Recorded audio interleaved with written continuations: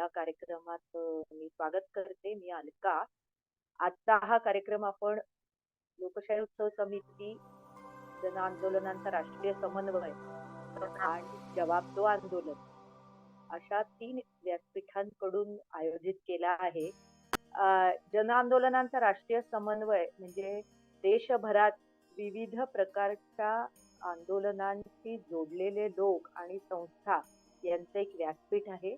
महाराष्ट्रातल्या लोकांना त्याचं नाव माहिती आहे, ते नर्मदा बचाव आंदोलन किंवा मुंबईत घर बचाव घर बनाव आंदोलन जे आहे ते जन आंदोलनांच्या राष्ट्रीय समन्वयाचा एक सदस्य गट आहे. दुसरं लोकशाही उत्सव समिती हे गेली 20 वर्ष पुण्यामध्ये काम करणारा संस्था आणि व्यक्तींचा गट आहे. ही रजिस्टर्ड संस्था नाही, पण लोकशाही मूल्यांवर विश्वास असणारे, लोकशाही मूल्यांचं संवर्धन झालं पाहिजे, संरक्षण व्हायला पाहिजे यावर विश्वास असणारी मंडळी एकत्र येऊन 2002 साली जेव्हा गुजरातमध्ये एक राज्य पुरस्कृत अनाचार हिंसाचार उफाळून आला होता, त्यानंतर सामाजिक सौहार्द कायम राहण्यासाठी, कायम टिकवण्यासाठी आपल्या आपल्या भागात आपण काय करू शकतो, तर पुण्यामध्ये हा लोकशाही उत्सव समिती नावाने दरवर्षी 26 जानेवारी ते 30 जानेवारी या काळात एक उत्सव साजरा केला जातो. आपले सर्वच उत्सव हे आपले राष्ट्रीय उत्सव जर वगळले तर बाकीचे सर्व उत्सव हे कुठल्या ना कुठल्या धर्माशी जोडलेले असतात आणि मग त्याच्यात धार्मिक कांडही असतात आणि त्या धार्मिक कर्मकांडांमधनं आपसुकच काही माणसं वगळली जाणं हे इतकं स्वाभाविक होतं की सर्वांचा समावेश असणारं, सर्वांना आनंद देणारं आणि ज्याचा खऱ्या अर्थाने उत्सव साजरा केलाच पाहिजे अशा प्रकारचं लोकशाही उत्सव फक्त 26 जानेवारी ते 30 जानेवारी या काळात जरी भरत असला तरी त्याची आयोजक समिती ही गेले काही वर्षभर सातत्याने काही ना काही कार्यक्रम करते आहे. ते सभांचे आहेत, ते गाण्यांच्या मैफिलीचे आहेत, कविता मैफिलीचे आहेत, किंवा नाटक आहेत किंवा रस्त्यावरच्या आंदोलनाचे पण आहेत. यावर्षी 1 मे पासून एक नवीन जवाब दो सारखं आंदोलन लोकशाही उत्सव समिती, NAPM आणि पुण्यातल्या अनेक संस्था, संघटना, व्यक्ती यांनी मिळून सुरू केलं. त्या जवाब दो आंदोलनाबद्दलची ही थोडीशी माहिती अशी की आपण आज इथे जमलेली सर्वच मंडळी अशी आहोत की ज्यांना देशात जे काही घडतं आहे राजकीय पातळीवर, सामाजिक, सांस्कृतिक, आर्थिक क्षेत्रात सुद्धा सध्याचं सरकार ज्या प्रकारची उलाढाल करत आहे, ज्या प्रकारची असंवेदनशीलता आपल्याला ठायी ठायी दिसून येते आहे, ज्या प्रकारे उत्तरदायित्व झटकून टाकून भलत्याच मुद्द्यांकडे सगळ्या समाजाचं, माध्यमांचं लक्ष नेण्यात हे राजकीय नेते, सध्याचं सरकार हे ज्या प्रकारे काम करतंय त्यावरती नाराजी व्यक्त करण्यासाठी आता जनतेनी पुढे यायला पाहिजे असा एक हेतू घेऊन आणि त्या प्रकारे जनतेमध्ये चेतना निर्माण करण्यासाठी जवाब दो सारखं आंदोलन आम्ही 1 मे पासून सुरू केलं. साधारणपणे प्रसार माध्यम, सशक्त विरोधी पक्ष यांनी जे काम करायला पाहिजे ते काम आता जनतेनीच करण्याची वेळ आली आहे. कारण आता विरोधी पक्ष जरी असले तरी नेमके विरोधक हे विरोधात काम करतात सत्ताधारी पक्षांच्या की स्वतःच सत्तेत जाऊन बसतात, याचं महाराष्ट्राने गेल्या काही वर्षात इतकं ठळकपणे पाहिलं आहे की आता लोकांचा राजकीय नेत्यांवरचाही विश्वास उडायला लागलेला आहे, राजकीय पक्षांवरचाही, निवडणुकांवरचाही. आणि ही आम्हाला फार चिंतेची गोष्ट वाटते. त्यामुळे सरकारला प्रश्न विचारतच राहिलं पाहिजे, सरकार कोणत्याही पक्षाचं असलं तरी. आणि कोणते प्रश्न तर गेल्या काही महिन्यांमध्ये महाराष्ट्रात आणि देशाच्या पातळीवर घडलेल्या ज्या ज्या घटना आहेत, मग बारसू सोलगावच्या रिफायनरीला ग्रामस्थांचा विरोध आहे, ते आंदोलन मोडण्यापासून खारघरमध्ये सरकारी कार्यक्रमात सरकारच्या हलगर्जीपणामुळे झालेले मृत्यू असोत, वेगवेगळ्या ठिकाणी आदिवासींवर होणारे अत्याचार असोत, नागरी हक्कांची पायमल्ली असो, लोकशाही मूल्यांचं खच्चीकरण असो, लोकशाही संस्थांचं खच्चीकरण असो, अशा अनेक घटनांसाठी सरकारला प्रश्न विचारा, जवाब दो. आम्हाला हे उत्तर हवी आहेत.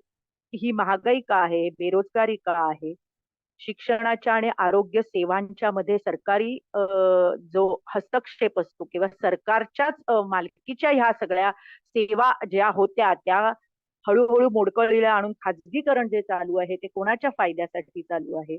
ज्या भ्रष्टाचाराला दूर करायचं असं आश्वासन देत सरकार आलं, तो भ्रष्टाचार खुशाल पोचत आहे. हे सगळे आपण विचारायचे प्रश्न आहेत. म्हणून जवाब दो आंदोलन 1 मे महाराष्ट्र दिनाच्या दिवशी सुरू झालं आणि आजपर्यंत त्याचे रस्त्यावरती 22 कार्यक्रम आणि सभागृहात 1 कार्यक्रम असे आतापर्यंत 23 कार्यक्रम जवाब दो आंदोलनातर्फे झाले आहेत. आता मी आजच्या विषयाकडे आणि वक्त्यांकडे वळते आहे. गेले 2 महिने आपण आपल्यापैकी अनेक जण मणिपूर तिथे काय चाललं आहे याबद्दल अस्वस्थ आहोत. भारताचा अतिपूर्वेकडचा हा प्रदेश आपल्या भारताच्या उर्वरित भागाला फार कमी माहिती आहे. मात्र आजच्या आपल्या वक्त्या ओजस या गेली काही वर्ष मणिपूरशी वेगवेगळ्या प्रकारे संबंधित आहेत.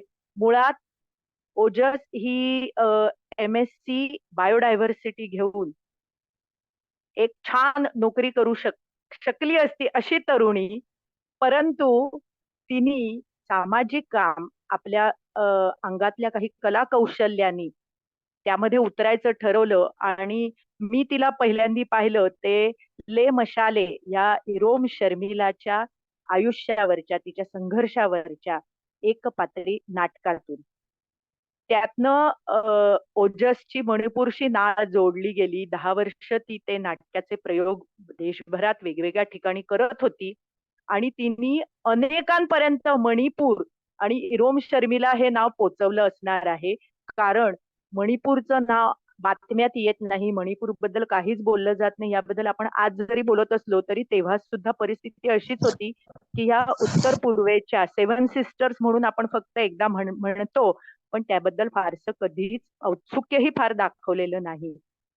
वास्तविक मणिपुरी नृत्य हा भारताच्या शास्त्रीय नृत्यात गणला जाणारा एक प्रकार आहे. रतन थिय्याम सारखा दिग्गज नाट्य दिग्दर्शक या प्रांताने दिला आहे. सांस्कृतिक क्षेत्रातली त्याची कामगिरी खूपच वरच्या दर्जाची असूनही तो फार दुर्लक्षित राहिला, ही मात्र खरी बाब आहे.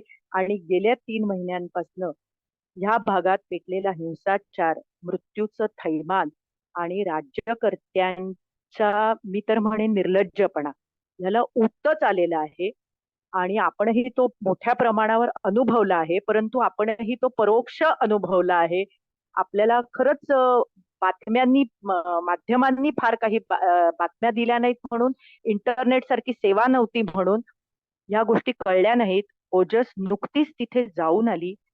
ती ज्या नात्यानी जाऊन आली, तिने तिथे जे काही काम केलं आणि जे काही पाहिलं ते सांगण्यासाठी आज तिने वेळ दिला. तिथून आल्यानंतर दीर्घकाळ तिची तब्येत, तिचा आवाज खूप खराब झाला होता. यावरूनच लक्षात येईल की तिथे तिला किती बोलत राहावं लागलं असेल आणि आपल्या प्रकृतीची काळजी घेण्यासारखी तिथे काही सोयच नसेल, कारण तिथल्या लोकांनाच ज्या सुविधा मिळत नाहीयेत त्या तिलाही मिळणं कठीण होतं. पण तरीही तिने हा वेळ दिला आहे. अतिशय विदारक अनुभव तिनेही पाहिले आहेत आणि ते सगळे पुन्हा तिला रिव्हिजिट करायला लागणार आहेत या निमित्ताने. त्याच्या तिला वेदनाही असतील, पण तरी तिने आपल्याला वेळ दिला आहे आणि ते दुःख वाटून हलकं करणं हाही भाग आहे. त्याचबरोबर त्या दुःखावर उतारा कसा शोधता येईल या दिशेनेही तिच्या मांडणीत यावं, की जेणेकरून आज उपस्थित असलेल्या लोकांनाही आपण आपण काय करू शकतो. आपण एक मीटिंग घेतली, आपण ऐकलं, पण या पलीकडे आपण आणखी काय करू शकतो ते कळेल अशी मी अपेक्षा व्यक्त करते. आणि बाकी पुढचं सगळी सूत्र आता ओजसकडे. सर्वांना नमस्कार, सलाम, जय जगत, जिंदाबाद. आत्ताच मी नुकती मणिपूरला जाऊन आले आणि जसं अलका म्हणली तसं माझा आल्यानंतर आवाज पूर्ण बसला होता आणि मी असं म्हणलं की व्हॉइसेस ऑफ मणिपूर झालंय माझं. मणिपूरचा जसा आवाज पूर्ण बसला आहे मी कितीही ओरडले तरी आवाज येऊ शकत नाही. सो फायनली माझा आवाज परत आलाय आणि माझ्या या आवाजात तुम्हाला पुढचा 1 तास ऐकायचा आहे. So thank you so much. तुम्ही सगळं ऐकण्यासाठी आला आहे. मणिपूरमध्ये मी 2 ते 6 ऑगस्ट असे 5 दिवस होते. खरं तर मला लक्षात येतं की हा तर जर तुटपुंजा वेळ आहे, पण तरी पण निदान सुरुवातीला, कारण ऍक्सेस खूप तुटलाय त्या ठिकाणचा, पण निदान सुरुवातीला जाऊन बघून तिथला अंदाज घ्यावा या दृष्टीने मी हे 5 दिवस गेले होते. यापूर्वी मी मणिपूरला गेले होते नोव्हेंबर 2010 ते मार्च 2012. 10 वर्षांपूर्वीचं मणिपूर मी पाहिलं होतं आणि तेव्हाचं मणिपूर आणि आत्ताचं मणिपूर यामध्ये खूप फरक दिसला मला. म्हणजे 10 वर्षामध्ये जी परिस्थिती झाली आहे त्याच्यामध्ये बऱ्यापैकी फरक दिसला. सो तेव्हा अफ्स्पा हा एक मुख्य मुद्दा होता. Arm forces special powers act हा एक मोठा कायदा होता. त्याच्याविषयी आपण जाणतो किंवा जाणण्यासाठी जरूर तुम्ही वेगळं वाचू शकता याच्याविषयी. आता अफ्स्पा व्हॅलीमध्ये नाहीये, पण हिल्स मध्ये आहे. आता व्हॅली आणि हिल्स म्हणजे काय ते आपण पुढच्या स्लाइड्स मध्ये बघूया. त्या काळामध्ये हाय लेवल ऑफ मिलिटरायझेशन होतं. म्हणजे 8 सिव्हिलियन्सच्या मागे एक मिलिटरीचा arm personnel, Assam rifles, police commandos, CRPF अशा अनेक तुकड्या तिकडे तैनात होत्या पूर्ण मणिपूरमध्ये. तर माझी अशी अपेक्षा होती यावेळेस जाताना, किंवा व्हिज्युअल पिक्चर असं होतं की यावेळेस त्याहून जास्त, कारण तेव्हा काही खूप क्लिअर कॉन्फ्लिक्ट नव्हता. आता खूप क्लिअर कॉन्फ्लिक्ट असल्यामुळे कदाचित जास्त मिलिटरायझेशन तिकडे मला बघायला मिळेल, विशेषतः सरकारी मिलिटरायझेशन बघायला मिळेल. पण ह्यावेळेस चित्र पूर्ण वेगळं होतं. तेव्हा मी फिरले होते मुख्यत्वे व्हॅलीच्या भागामध्ये आणि फूट हिल्स मध्ये राहिले होते. मी माझं थिएटरचं ट्रेनिंग तिकडे वैष्णव कन्हैयालाल आणि हिमा सावित्री या 2 रंगकर्मींच्या सोबत 1 महिना राहून केलं होतं. तर ते फूट हिल्स मध्ये राहत होते, लांबोल गावामध्ये. ते गावही खूप मोठ्या प्रमाणामध्ये अफेक्ट झालंय आता. आणि तेव्हा मी हिल्स वरती बाहेर फिरायला म्हणून जात होतो आणि खूप हे फिरणं म्हणजे आर्मी खूप असेल, सीआरपीएफ खूप असेल, तरी पण ते फिरणं शक्य होतं त्या काळामध्ये. त्या काळामध्ये मणिपुरी लोक वर्सेस इंडियन असं एक कॉन्फ्लिक्ट होतं. आणि गेल्या 200 वर्षाच्या इतिहासात मणिपुरी विरुद्ध कुकी हे कॉन्फ्लिक्ट कधीच झालं नाही असं तिथले लोक पुन्हा पुन्हा सांगतात, दोन्ही बाजूचे, मैतेई सुद्धा आणि कुकी. सो मैतेई कुकी कॉन्फ्लिक्ट हे एकदम यावेळेस नव्याने आलेलं कॉन्फ्लिक्ट आहे. मणिपूर या पूर्ण राज्यामध्ये रेल्वे लाईन नाहीये. ते फक्त एक एअरपोर्ट आहे इम्फाळमध्ये आणि इम्फाळ पासून सगळ्या गोष्टी रस्त्यांनी कनेक्ट झाल्या. आता रस्ते कसे, त्यांनी डेव्हलपमेंट कसे, त्याचे फोटो आपण बघूया. सो ही जे फोटो आहे तो मणिपुरी एका म्हणजे इम्फाळ मधल्या रस्त्याचा आहे आणि लोक असे रस्ते क्रॉस करतात आणि तुम्ही बघू शकता की आर्मीची गाडी आहे, किंवा या पण बाजूला खूप खूप कॉमन मिलिटरायझेशन त्या काळात दिसतं. त्या 10 वर्षांपूर्वीच्या फोटोमध्ये दिसतंय. खूप आर्म्ड पर्सोनल्स त्यावेळेस रस्त्यावर होते. त्यावेळेची माझ्या डोळ्यात भरणारी मोठी गोष्ट म्हणजे इरोम शर्मिलाला सपोर्ट करण्यासाठी खूप साऱ्या मैरा पैबी त्यावेळेस उपोषणाला बसायच्या. इमा म्हणायचे किंवा आई म्हणायचे त्यांना, आणि मैरा पैबी त्यावेळेस खूप मोठा संघर्ष त्यावेळेस त्यांनी केला होता. सो आणि मैरा पैबीचं काय झालं, आता आपण ज्या बातम्या ऐकतो की मैरा पैबी अनेक गोष्टी करता आहेत, तर त्याचं काय झालं ते आपण आता पुढे बघू की मैरा पैबींचं कसं तुटल्या, त्याचं पूर्ण संघटन कसं आतून पोखरलं गेलं ते आता cut to 10 years down the line आपल्याला दिसतं. सो कट टू 3rd आणि 4th मे 2023. हे माझ्या मैत्रिणीने शेअर केलेले फोटो आहेत. हे तिचं स्वतःचं गाव आहे, हे तिचं घर आहे. ती इम्फाळमध्ये राहत होती आणि तिच्या घरी ती म्हणजे इम्फाळमध्ये हा सगळा हिंसाचार सुरू झाला आणि ती घरी जायला ती म्हणली की नाही इम्फाळमध्ये मी सुरक्षित असेल. तर तिच्या घरच्यांनी सांगितलं की घरी अशी स्थिती आहे. त्यांच्या हे ती कुकी आहे आणि तिचं गाव 3 आणि 4 मेला अशा प्रकारे पूर्ण जळलं. ते नंतर जाऊन तिने गावातले काही फोटोज काढले. मागे जे आहे दिसतं पहिल्या फोटोमध्ये वरच्या, ते गोडाऊन आहे. सो आणि पुढच्या बाजूला घर आहे, ते पूर्ण जळलं आहे. खालच्या बाजूला तिच्या घराच्या आतला फोटो आहे. राख रांगोळी होणे म्हणजे काय ते पूर्ण त्या गावांमध्ये दिसतं.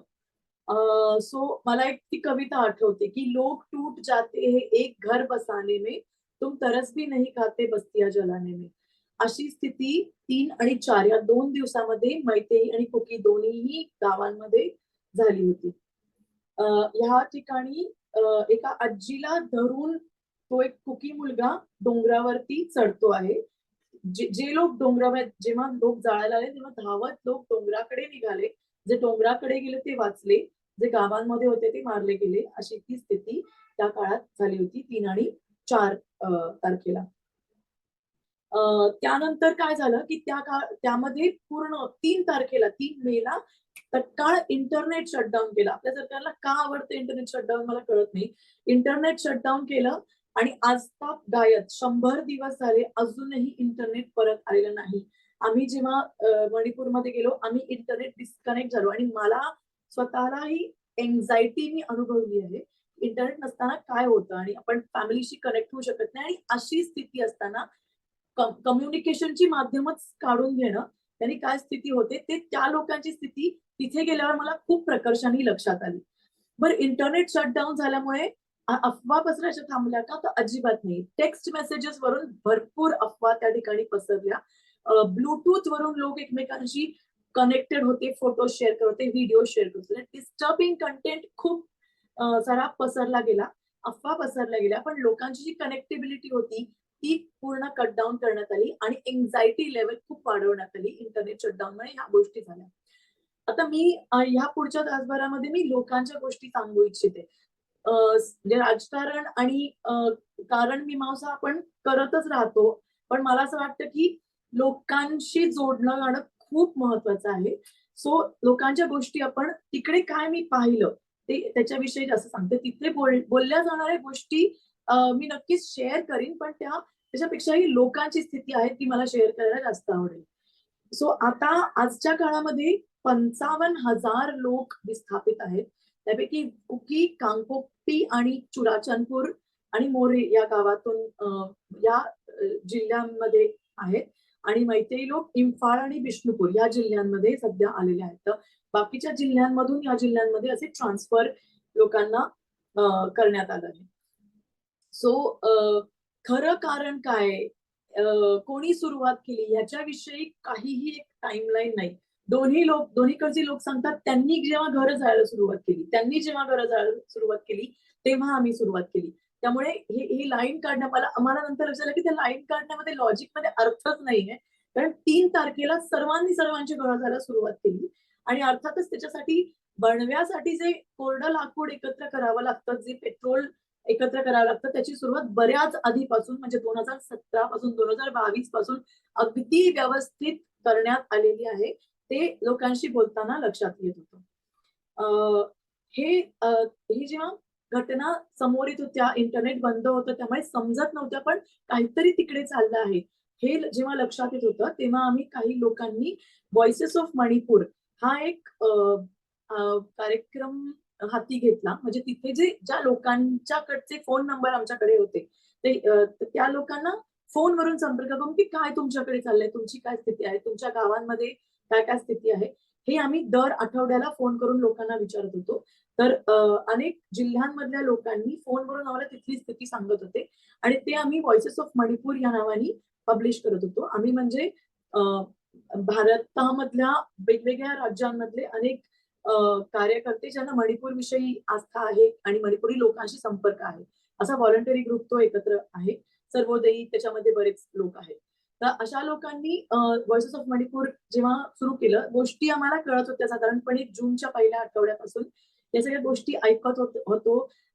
माझ्या स्वतःच्या मैत्रिणीचं घर जाळलं गेलं होतं, तिची काय स्थिती झाली तेव्हा खूप जवळच्या लोकांची घरं जाळली गेली होती, पलायन झालं होतं, जवळच्या लोकांचे नातेवाईक मारले गेले होते आणि त्यांची जी एन्झायटी होती ती आमच्यापर्यंत पोहोचत होती. त्याचा खूप त्रास होत होता या सगळ्या गोष्टींचा आणि लक्षात येत नव्हतं आम्हाला, पण मेंटली खूप त्रास होत होता सगळ्यांनाच आणि हे कधी थांबणार हे लक्षात येत नव्हतं. तर आतापर्यंत मणिपूरमध्ये अनेक एक जमाव म्हणण्यापेक्षा अनेक एथनिक कम्युनिटीज आणि ट्राईब्स राहतात, त्यांचा एकमेकांमध्ये संघर्ष होत राहतो.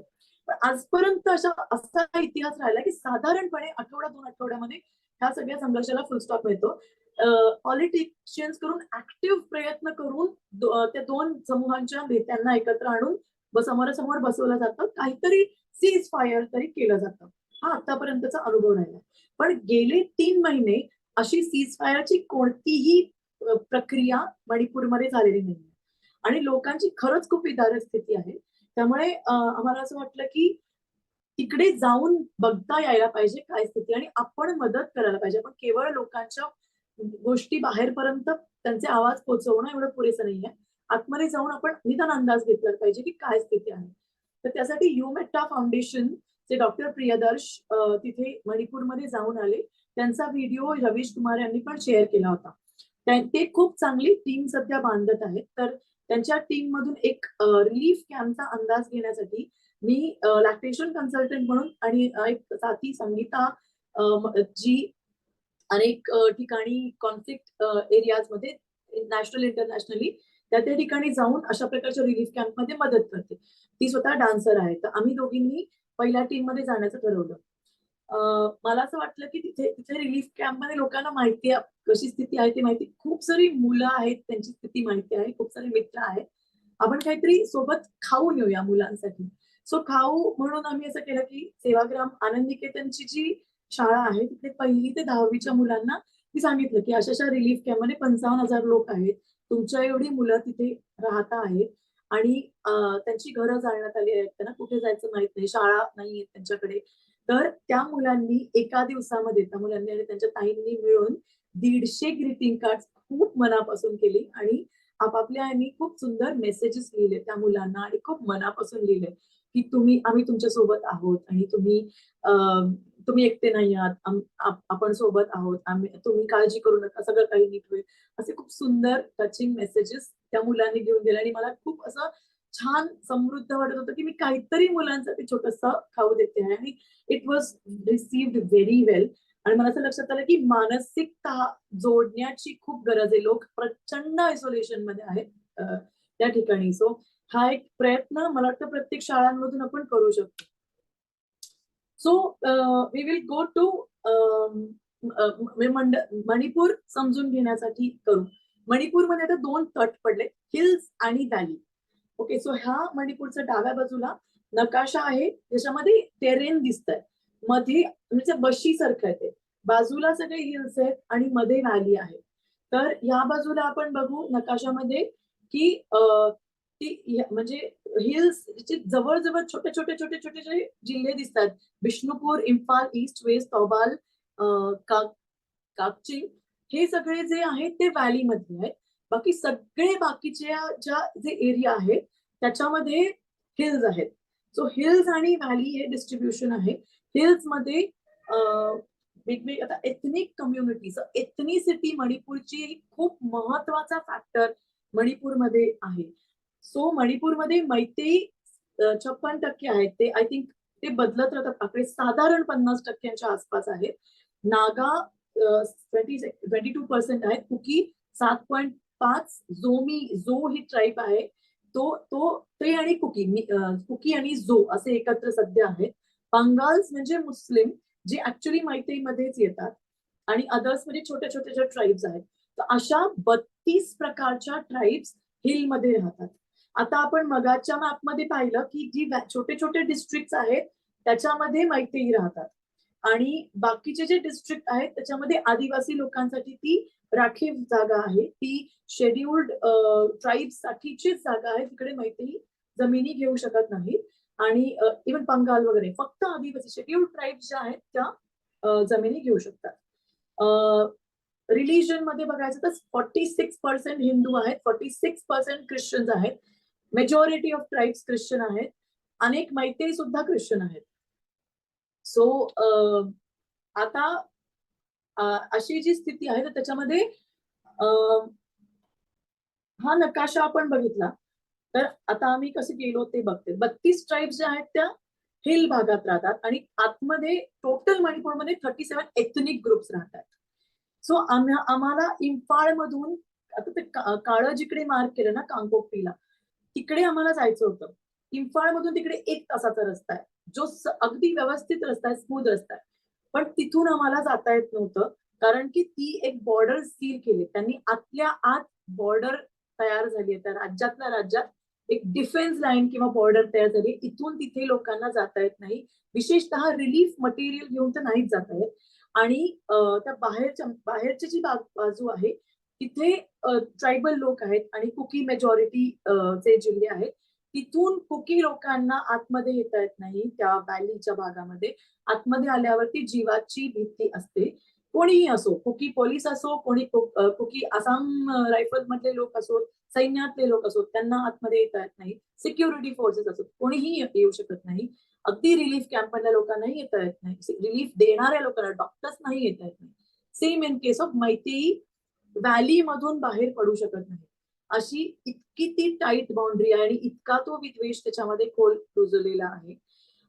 तर आम्हाला जायचं होतं रिलीफसाठी, म्हणून आम्ही दिमापूर मधून, ते वरतीचा स्पॉट दिसतो तो दिमापूर आहे, जो नागालँड मध्ये. तो दिमापूर एअरपोर्ट वरून आम्ही पूर्ण नागालँड क्रॉस करून 4.5 ते 5 तासाचा तो रस्ता आहे, तो क्रॉस करून आम्ही कांगकोकपीला त्या दिवशी पोहोचलो. अत्यंत सुंदर रस्ता आहे, म्हणजे तो सुंदर रस्ता आहे म्हणजे इतकी ती नैसर्गिक समृद्धी आहे. आपण आता खूप कॉन्फ्लिक्ट ऐकतोय, पण नैसर्गिक समृद्धी खूप सुंदर त्या ठिकाणी आहे. सो मैतेई आणि कुकी याच्यामधला जो फरक आहे तो, मैतेई ही खूप फायटर आणि लॉयलिस्ट अशी ट्राईब आहे. ते सपोर्टेड ऑफ इंडियन स्टेट आणि त्यांच्याकडे पूर्ण war ethics is something which they follow. त्यांच्याकडे पूर्ण देश भागामध्ये मैतेई इंडियन नॅशनल फ्लॅग्स त्या पूर्ण भागामध्ये दिसतात. सो 2 तारखेला रात्री आम्ही कांगकोकपीच्या हॉटेलमध्ये राहिलो होतो. सो कांगकोकपीच्या हॉटेलमध्ये असताना खूप सारा let me tell about Kuki also, about Meitei also. So Meitei is educated ethnic community असं त्यांना मानतात, कारण व्हॅलीमध्ये आहे, त्यांना खूप ऍक्सेस आहे एज्युकेशनचा. ते हिंदू, सनामाही, पंगाल म्हणजे मुस्लिम, ख्रिश्चन सुद्धा आहेत आणि ते आर नोन एज कल्चर्ड. त्यांचा व्यवहार हे शिकून घ्यावा असं कुकी आया त्यांच्या मुलांना सांगतात. आणि कुकी मुलं म्हणतात की तुम्ही आता पाहिलं काय त्यांनी व्यवहार केला कुकी महिलांबद्दल. सो हे त्यांच्यामध्ये कायमचा सलोखा आणि रिस्पेक्ट तो आता ह्या घटनांमुळे खूप तुटला आहे. सो आणि Meitei community always was in forefront of अफ्स्पाच्या संघर्षाच्या काळामध्ये. आणि काही सिसेशन ग्रुप्स आहेत, काही इन्सर्जन ग्रुप्स आहेत. इन्सर्जन्सी ही 20 वर्षापूर्वी सप्रेस करण्यात आली होती, मैतेई इन्सर्जन्सी. आता ती पुन्हा नव्यानं डोकं वर काढते आहे या सगळ्या प्रकरणामुळे, हे मैतेई लोकही स्वतः सांगतात. सो एनिवे, सेकंड नाईटला आम्ही पोहोचलो आणि त्या रात्री हॉटेलमध्ये राहिलो. त्या हॉटेलमध्ये शटर डाऊन होतं. आम्ही आणि ते सगळ्या शटरवरती लिहिलं होतं की in defence of our ancestry and land and freedom. आणि रात्री आम्हाला खूप घोषणा ऐकवल्या, महिलांच्या खूप घोषणा ऐकवल्या आणि मायक्रोफोनवरून कुकी भाषेमध्ये काहीतरी बोलत होते. आणि आम्हाला फोन करून ज्यांनी आम्हाला नेलं आहे, जान म्हणून आमचा मित्र, त्यांनी सांगितलं की प्लीज हॉटेल रूमच्या बाहेर पडू नका. त्या दिवशी असं झालं होतं की आसाम रायफल्सला पूर्ण मणिपूरमधून विथड्रॉ करणार अशी घोषणा होम मिनिस्टरने केली होती, असं आसाम रायफलच्या ऑफिसरनी सांगितलं. आणि कुकी लोकांचं म्हणणं होतं की आसाम रायफल गेले तर आम्हाला कोणीच प्रोटेक्शन नाहीये. आसाम रायफल्स जर का आमच्यातून कुठून गेले तर मैतेई लोक आमच्यावरती आक्रमण करतील, त्यामुळे आसाम रायफल्सने जाऊ नये यासाठी सगळे लोक, महिला विशेषतः, रस्त्यावर उतरले होते रात्री. आणि दुसऱ्या दिवशी त्यांनी बंद केलं होतं, पूर्ण गाव बंद केली होती. आम्ही केवळ रिलीफ कॅम्प आणि लोकल इन्फ्लुएन्शियल कुकी च्या लीडर सोबत होतो, म्हणून आम्ही त्या रिलीफ कॅम्पमध्ये जाऊन राहिलो होतो. आणि ह्या सगळ्या उठावानंतर एका दिवसाच्या त्यांनी तो आदेश रद्द केला. त्यामुळे आसाम रायफल्स अजूनही हिल्स मध्ये आहेत. 3 ऑगस्टला it was a third month anniversary of the तो जो इन्सिडेंट झाला होता त्याची. त्यामुळे अनेक लोक चर्चमध्ये प्रार्थनेला, प्रेयर फॉर पीस साठी गेले ते. अनेक लोक तिकडे उपवास करत होते 1 दिवसाचा. आणि रस्ते, वाहतूक, दुकानं, शाळा सगळे बंद होते त्या दिवशी. आता काही रिलीफ कॅम्प्स मध्ये आपण जाऊया. सो हा एक मंडप रिलीफ कॅम्प कांगकोपी गावामधला आहे. तो हा कम्युनिटी सेंटर आहे. हा जो हॉल आहे त्याच्यामध्ये 196 लोक राहतात, म्हणजे लहान मुलं धरून 51 फॅमिलीज या हॉलमध्ये राहतात. खालच्या मजल्यावरती ओजस आवाज ब्रेक होतोय. बर, आता येतोय का? नाही, स्पष्ट आवाज आहे तुमचा, बोला. ओके, माझा आवाजच ब्रेक होतोय कारण आवाज बसलाय. सो खालच्या मजल्यावरती सगळी सर्व लोक राहतात आणि वरच्या मजल्यावरती आजारी लोकांना आणि प्रेग्नंट आणि लॅक्टेटिंग मदर्सना ठेवलं आहे वरच्या मजल्यावरती. तिथे आता तुम्ही बघाल की तिकडे त्यांनी आपापल्या छोट्या छोट्या खोल्या केल्या. तर असे हे लावून त्यांनी छोट्या छोट्या खोल्या केल्यात. ही फॅमिली एका छोट्या, तिकडे तो कोनाडा बघतोय ना, तिकडे ती अख्खी फॅमिली राहते. त्यांचे स्वतःचे काही सामान आहे, ते बिना म्हणजे अंगावरच्या कपड्यांनी अक्षरशः पळाले. त्यांच्या नातेवाईकांनी, आजूबाजूच्या लोकांनी काही भांडी कुंडी आणि मुलांसाठी खेळणी आणि थोडे कपडे त्यांना दिले. त्या सगळ्या सगळ्या कॅम्पमध्ये मिळून 4 बाथरूम्स आणि 10 टॉयलेट्स आहेत 196 लोकांच्या मागे. सिव्हिल सोसायटी ऑर्गनायझेशन्स आहेत त्या शिधा आणि म्हणजे रेशनचे डाळ आणि तांदूळ देतात, जे ट्रायबल लोक जे खातात त्याच्यापेक्षा खूप वेगळे आहेत. सो ही मुलं अशी दिवसभर खेळत असतात आणि हे छोटी छोटी घरं त्यांनी बांधली आहेत त्या ठिकाणी. ते पोरं बिचारे काहीतरी खात बसलेत, जे जे डाळ तांदूळ मिळाले. सगळ्या पोरांची वजन 6 ते 8 किलो, ऍव्हरेज 6 ते 8 किलो वजन कमी झाली आहेत गेल्या 3 महिन्यामध्ये. आणि जे मुलांच्या सोबत काम करतात त्यांना माहिती आहे की या वयामध्ये वजन कमी होणं इज व्हेरी अबनॉर्मल. वजन स्टेबल राहणं पण वाईट आहे, पण कमी होणं तर खूपच अबनॉर्मल आहे. अशी स्थिती त्यांची आहे. हे त्यांचा कॉमन रसोडा आहे. सरकार कोणत्याही प्रकारचा शिधा इथे देत नाही. सिव्हिल सोसायटी ऑर्गनायझेशन तिकडे शिधा पोचवतात, लाकूड फाटा पोचवतात.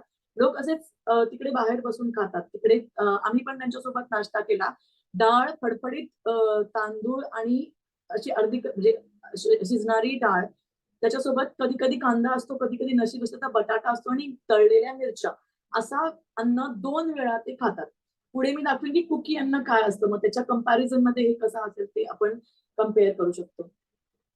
सो लोकांकडे हात खर्चाला पैसे नाहीत आणि सगळे खूप स्वाभिमानी लोक आहेत. आपापल्या गावात खूप काम करणारे लोक आहेत आणि त्यांना हे आहे की मुलांना सतत त्यांना काहीतरी हवं असतं. म्हणजे आता अशी स्थिती आहे की म्हणजे मुलांच्या मागण्या पुरवू शकत नाही. जवळच्या शाळांमध्ये मुलांना टाकलंय, पण ट्युशन फी देता येत नाहीये, अशी लोकांची स्थिती आहे.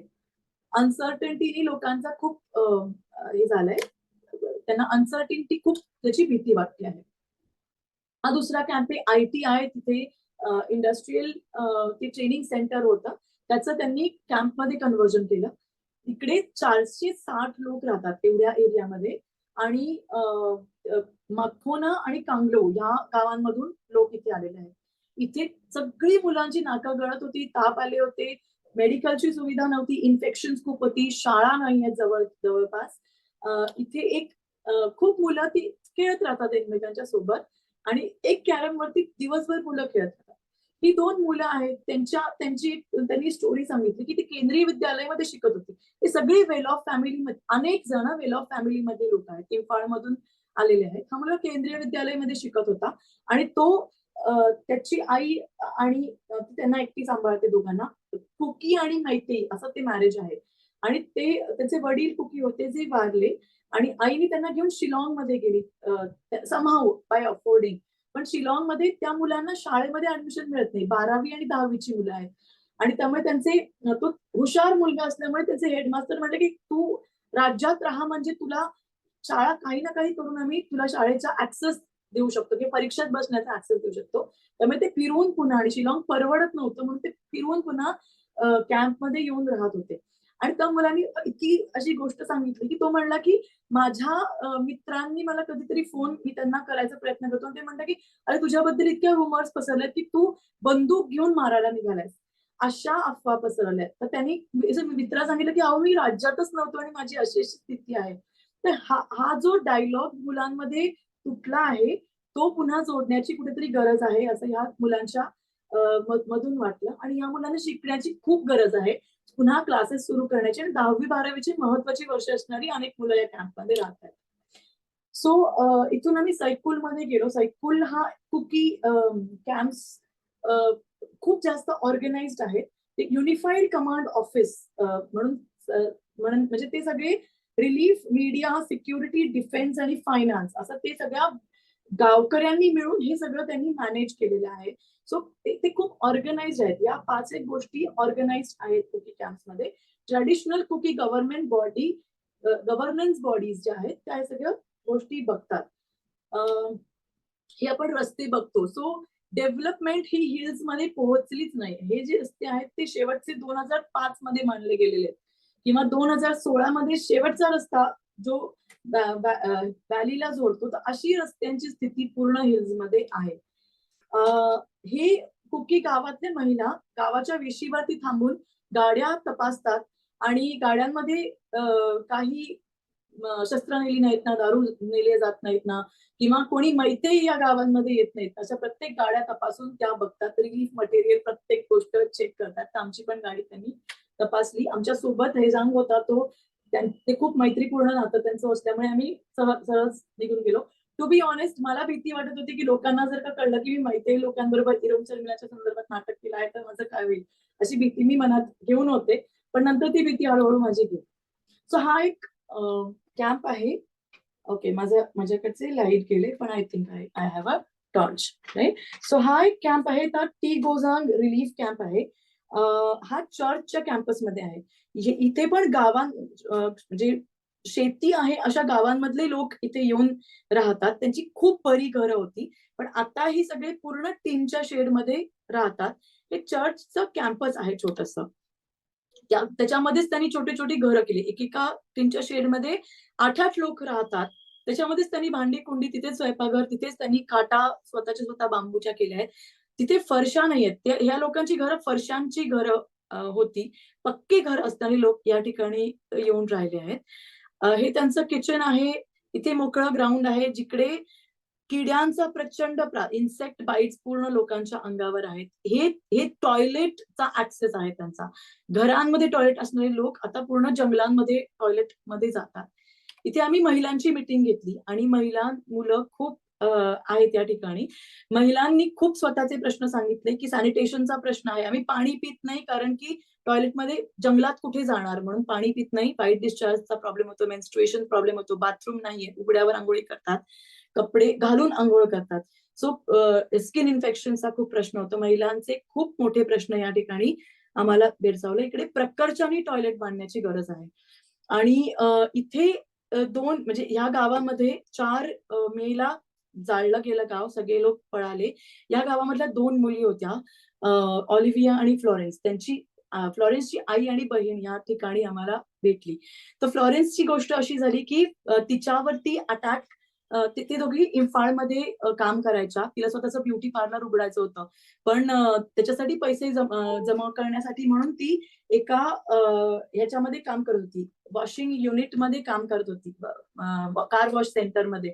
त्या कार वॉश सेंटरच्या मालकाने सांगितलं की तुम्ही कुठे जाऊ नका, मी तुमचं रक्षण करीन. पण 4 तारखेला एक मॉब आला आणि त्या दोघींना आय थिंक त्या लोकांचं म्हणे कार वॉश सेंटरच्या ओनरनीच त्यांना मॉबच्या ताब्यात दिलं. हे मला याची विषयी खात्री नाही, पण त्या लोकांचं म्हणणं असं आहे. त्यांनी तिकडे अनेक मोठ्या बायका होत्या, त्यांना हात जोडून विनंती केली, पण बायकांच्या मॉबनी त्यांना पुरुषांच्या ताब्यात दिलं आणि पुरुषांनी खूप वाईट प्रकारे त्याचं मोलेस्टेशन केलं. आणि ह्या 2 मुली वेगळ्या आहेत, ज्या आपल्याला व्हायरल व्हिडिओ मधल्या 2 मुली वेगळ्या आहेत, या 2 मुली वेगळ्या आहेत. आणि यांची बॉडी त्यांच्या बहिणीला तिने फोन केला होता, त्यांच्या आईला फोन करून त्यांनी सांगितलं तुमची मुलगी तुम्हाला जिवंत हवी का मेली हवी. अशा भयंकर स्थिती झाली. त्या मुलींना प्रचंड मारहाण झाली आणि तिथेच त्यांची हत्या झाली.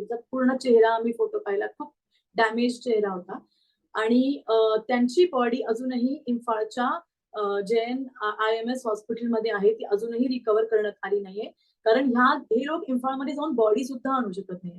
तर त्यांचं म्हणणं असंच आहे की आम्हाला आमच्या मुलांचं डिसेंट बरियल करायचंय, एवढी छोटीशी त्यांची इच्छा आहे.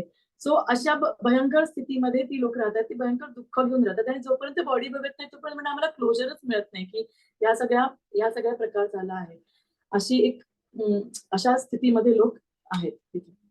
हा एक आणखीन एक कॅम्पमध्ये हाच कॅम्पमध्ये जाणारा रस्ता आहे. पण गंमत अशी आहे की याच्यामध्ये ना खूप सारे इंडियन नॅशनल फ्लॅग्स आपल्याला दिसतात. इकडे त्या फोटोमध्ये दिसत नाहीयेत, पण या कुकी गावांमध्ये प्रकर्षाने इंडियन नॅशनल फ्लॅग्स प्रत्येक ठिकाणी मला दिसले. त्या लोकांनी ऍज अ रिॲक्शन पहिल्यांदा इंडियन नॅशनल फ्लॅग्स लावले. आणि म्हणजे जेव्हा लोक म्हणतात ना की हे सगळे इलिगल इमिग्रंट्स आहेत, तर ते म्हणत की आम्ही ब्रिटिशांविरुद्ध लढलो, आम्ही भारताच्या सोबत कायम उभे राहिलो. असम रायफल्समध्ये किंवा कुठल्याही कुकी तुकड्या खूप असतात आपल्या सैन्यामध्ये, तिथे आम्ही सोबत उभे राहतोय कायम, आणि तुम्ही आम्हाला इलिगल इमिग्रंट्स कसे म्हणताय. सो इथे ह्या रस्त्यांवरती पण अशा घरांवरती पण ते इंडियन नॅशनल फ्लॅग, प्रत्येक रिलीफ कॅम्पच्या बाहेर इंडियन नॅशनल फ्लॅग त्यांनी लावलेला आहे. हे जे 2 बाळं आहेत त्या रिलीफ कॅम्पमध्ये त्या बाईची डिलिव्हरी झाली आणि ती 2 बाळं ट्विन्स जन्मलीत. अशी रिलीफ कॅम्प मध्ये बाळ जन्मत आहेत आणि लॅक्टेशनचे खूप सिरियस प्रॉब्लेम त्या ठिकाणी मला स्वतःला दिसले, कारण त्यांना पुरेसा आहार मिळत नाही. हा एक पुढचा कॅम्प आहे नुंगा कॅम्प म्हणून आहे. ही दुसरी लाट आली जे 12-13 जूनला, तेव्हा हे सगळे लोक पूर्ण हटले आणि नुंगा कॅम्प मध्ये आले. हे पण लोक एका ताडपत्रीच्या शेडमध्ये राहत आहेत आणि मुला तिकडे तिकडे बायका आणि मुलं आधी पळाली 13 जूनला आणि 14 जूनला त्यांचं गाव जाळलं गेलं. तर तिथे पुन्हा कनेक्शन काही नाहीये. त्या लोकांनी खूप सुंदर गोष्ट तयार केली की त्यांनी स्वतः किचन गार्डन तयार केले, कारण अन्नाची स्थिती खूप खराब आहे. तर त्यांनी किचन गार्डन लावून स्वतःचं निदान एक तर वेळ त्यांना पूर्ण त्यांचा जातो आहे आणि काही न्यूट्रिशन अन्नात घालता येतील का हे ते बघताय. इथे मुलांनी स्वतःहून पुस्तकं मागितली. सो आपण जे रिलीफ द्यायचा प्रयत्न करतो, मुलांना खूप प्रकर्षाने वाचनासाठी पुस्तकं हवी आहेत, ती आपण नक्की देऊ शकतो या लोकांना.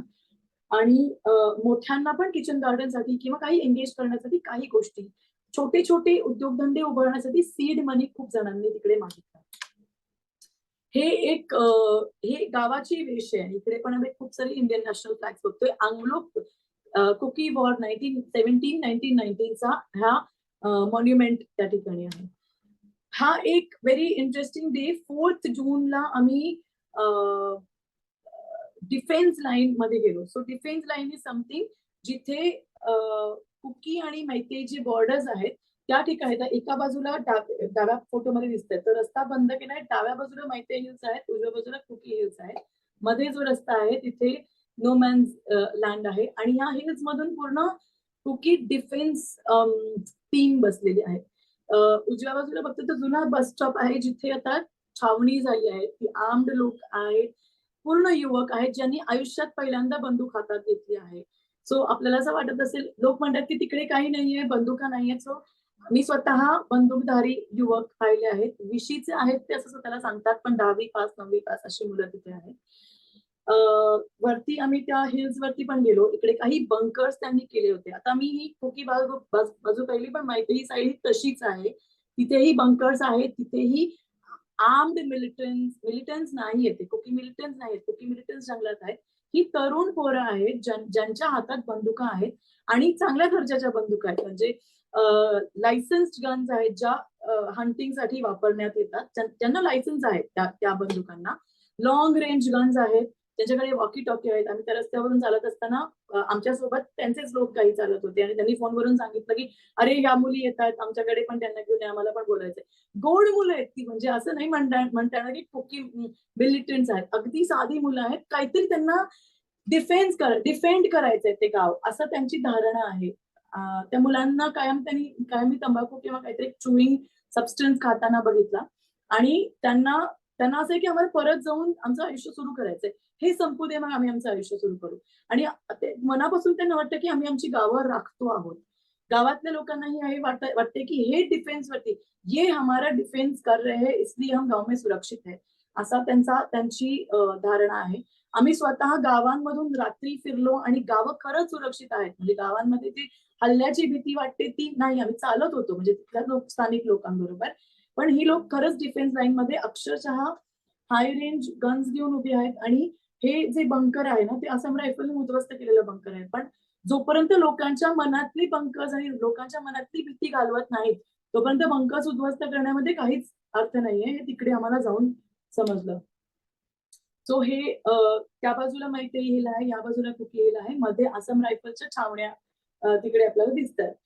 आणि हे प्रत्येक गावांमध्ये पोस्ट आहे एंट्री एक्झिट पॉइंटला. तिथे बायका बसलेल्या असतात आणि त्या एंट्री एक्झिटच्या वेळेस तपासतात प्रत्येकाला. सो हे व्होट फॉर बीजेपी असं तिकडे शिक्का मारलेला आणि तिकडे गन होती. म्हणजे इंटरेस्टिंग व्हिज्युअल वाटलं. So anyways, we'll go back to relief camps. So हा एक पुढचा झिल्फाई रिलीफ कॅम्प होता जो चर्चच्या ऑफिस मध्ये होता, जिकडे कुकी नोंगदाम गावातले लोक आले. ते 70 लोक, हे त्यांचं किचन आहे. हे अंडर कन्स्ट्रक्शन चर्च आहे, तिथे काही लोक राहतात, पण चर्चच्या ऑफिसमध्ये पण लोक राहतात. अंडर कन्स्ट्रक्शन मध्ये तिथे त्यांचं स्वयंपाकघर आहे. इथे ह्या एका हॉलमध्ये 70 लोक राहतात आणि बरीचशी मुलं आहेत. या कॅम्पमध्ये असं आम्हाला लक्षात आलं की इथे मुलं शाळेत जायला सुरुवात झाली. जिथे शाळेत जायला सुरुवात झाली तिथे थोडा रिलीफ आहे लोकांना, थोडा ते विचार करू शकतात. आम्ही मुलांबरोबर काही खेळ पण घेतले, त्या मुलांना ग्रीटिंग्स पण दिली आणि खूप त्यांना छान वाटलं. त्यांनी कनेक्शन त्यांना खूप जाणवलं. बाहेरून कोणी आलं ह्याचाच त्यांना खूप बरं वाटतंय. खूप बडाबडा बोलतात अक्षरशः लोक. हे खूप सुंदर, खूप गोड कपल आम्हाला दिसलं. त्यांनी आता तिथेच बाहेर एक छोटं टी हॉटेल स्वतःच सुरू केलंय आणि तिथे त्या गावातले लोक आहेत ते टी हॉटेल मध्ये येतात, चहा पितात आणि ऍक्सेप्टन्स थोडाफार आहे कारण त्या गावात टी हॉटेल नव्हतं. तर त्यांनी म्हणले की आम्हाला थोडं सीड मनी मिळालं तर आम्ही थोडं मोठं करू आमचं हॉटेल, काही चनापुरी किंवा मील्स पण देऊ शकतो. सो असं ती खूप गोड म्हणजे किती पाहिजे सीड मनी. ते म्हणजे आम्हाला खूप असं हेजिटेट होऊन म्हणजे ₹2000 असतील तर बरं होईल. तर इतक्या छोट्या छोट्या गरजा आहेत लोकांच्या. तिकडे खूप लोकांनी सांगितलं की थोडा सीड मनी आम्हाला असेल तर आम्ही आमचं बिझनेस किंवा छोटं काही काम पुन्हा सुरू करू. अनेक लोकांनी सांगितलं की आम्हाला परत आमच्या गावांमध्ये जायचं आहे आणि शेती सुरू करायची आणि आम्हाला सिक्युरिटी मिळाली तर आम्ही सुरू करू. हे अनेक लोकांनी कॅम्पमधल्या सांगितलं. सो ही एक एक काम आम्हाला मनापासून आवडलं. ते ही सायकोलची शाळा होती सोम इन जी जी कुकी लोकांची शाळा आहे, पण बाकीचे लोक आधी येत होते, आता फक्त कुकी मुलं तिथे येतात. या शाळेमध्ये आम्ही ही सगळी रिलीफ कॅम्प मधली तरुण मुलं आहेत. तर या तरुण मुलांचं आम्ही वर्कशॉप घेतलं. त्यांना आता मुलांसोबत काम करायचं. 3 महिने एकत्र आहेत. त्यांना लक्षात येतं की मुलांसोबत काम करण्याची खूप गरज आहे. तर ह्या मुलांचा मी वर्कशॉप काही खेळ घेतले, काही त्यांना एक्सप्रेशनसाठी वेगवेगळी माध्यमं, थिएटरची काही मीडियम वापरली आम्ही आणि खूप मनापासून मुलं एक्सप्रेस झाली. ती म्हणले आम्ही खूप दिवसांनी हसलो. आम्ही इतके खूप दिवसांनी हसतो म्हणजे हे आम्हाला अक्षरशः अंगावर काटा येतोय मला हे सांगताना. की मोकळी झाली मुलं, एक अभिव्यक्त व्हायला लागली. काही थिएटरच्या माध्यमातून काही एक्सप्रेशन आता मी डिटेलमध्ये जात नाही, पण काही खूप समाधानकारक केलं. त्यांना विचारलं की तुम्ही 10 वर्षानंतर तुम्हाला कुठे बघता? तर ती स्वतःची स्वप्न लिहायला लागली. तर ते म्हणले की ह्या सगळ्या आणि इमोशन्सचं आम्ही हे केलं की कुठल्या प्रकारच्या इमोशन्सला वी चूज देम. सो त्याच्यामधून त्यांना थोडं अजून मोकळं झाल्यासारखं वाटलं. थोडा कॉन्फिडन्स आला की मुलांबरोबर आपल्याला हे बोलायचंय. आपल्याला 10 वर्षानंतरचं चित्र करायचं तर ते त्यासाठी आपण काय करूया हे हे मला वाटतं ही प्रोसेस तरुणांबरोबर तिकडे होणं गरजेचं आहे. थोडी ती मोकळी होतील आणि आता जे गनकडे जाण्याची शक्यता आहे. सो त्या सोम इन शाळेचा पण हा प्रयत्न आहे की let's take kids from gun to pen. जे अजून गन पर्यंत पोहोचले नाहीत त्यांना पेन पर्यंत पोहोचवूया. असा त्या पूर्ण त्यांच्या शाळेचा पण प्रयत्न आहे. तर रिलीफ कॅम्प मध्ये ही ही गोष्ट करण्याची खूप गरज जाणवली. त्यांना पण ग्रीटिंग कार्ड खूप मनापासून आवडली. त्यांनी पण उलटे सगळ्यांना रिप्लाय दिले आणि ही जोडणी खूप त्या ठिकाणी गरजेची आहे मला प्रकर्षाने पुन्हा पुन्हा जाणवत होतं.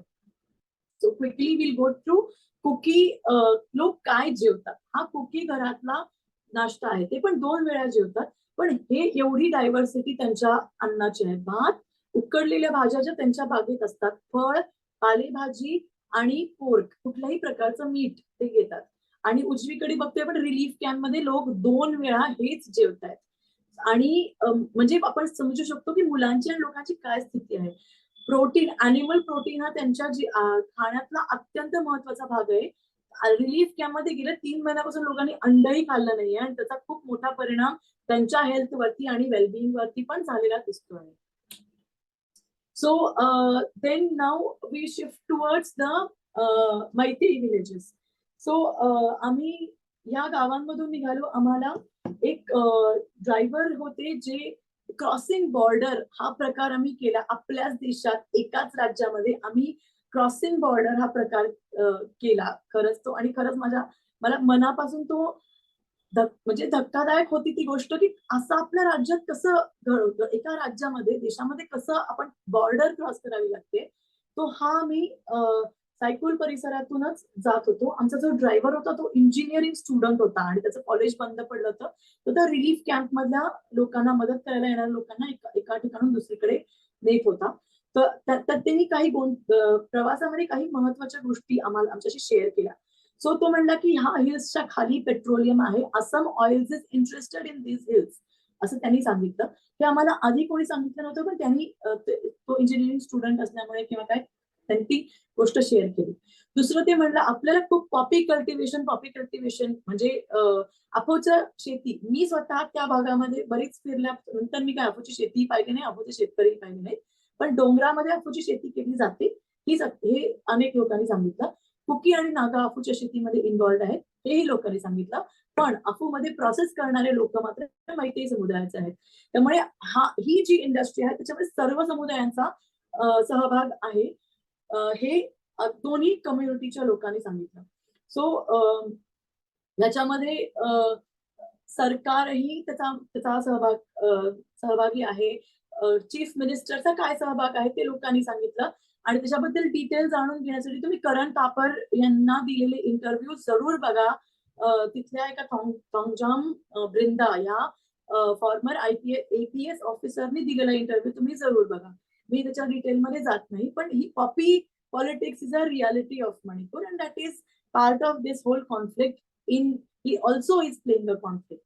त्यांनी हे पण सांगितलं की काँग्रेस आणि भाजपाच्या सरकारमध्ये खूप फरक आहे.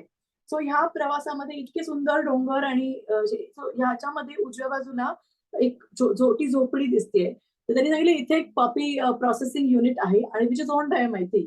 सो ते आम्ही तिकडे पण पाहिलं. ही मैतेई घर होती ती जाळली होती. सायकूल मधल्या लोकांनी म्हणलं की आम्ही मैतेई लोकांना हात लावला नाही, आम्ही फक्त त्यांना वी चेस देम आउट आणि वी बर्न देअर हाऊसेस. आणि ही सगळी घरं त्याच्या आजूबाजूला तुम्ही बघाल की तिकडे आहे. इथे उजव्या बाजूला खालती जे घर आहे त्याच्या मागे एका पोलीस ऑफिसरचं घर आहे.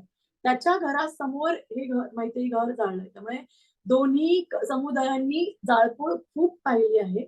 त्यांनी म्हणलं की आम्ही त्या लोकांची मंदिरं जाळली नाही, तिथे आसपास नेपाळी लोकांची वस्ती त्याला आम्ही हात लावला नाही, फक्त मैतेई समुदायाची घरं आम्ही जाळली. सो त्यांनी कन्फेस सुद्धा केलं एका प्रकारे. पण ही सत्यता आहे की आम्ही खूप प्रकारच्या ही धक्का बसत होता आम्हाला हे सगळं बघून. आणि हे मोम्बांगटा नावाचं शेवटचं गाव आहे जे कुकी कम्युनिटीच्या अखत्यारीत आहे. याच्या पुढे डिफेन्स लाईन सुरू होते. तर इथला तुम्ही रस्ता बघा.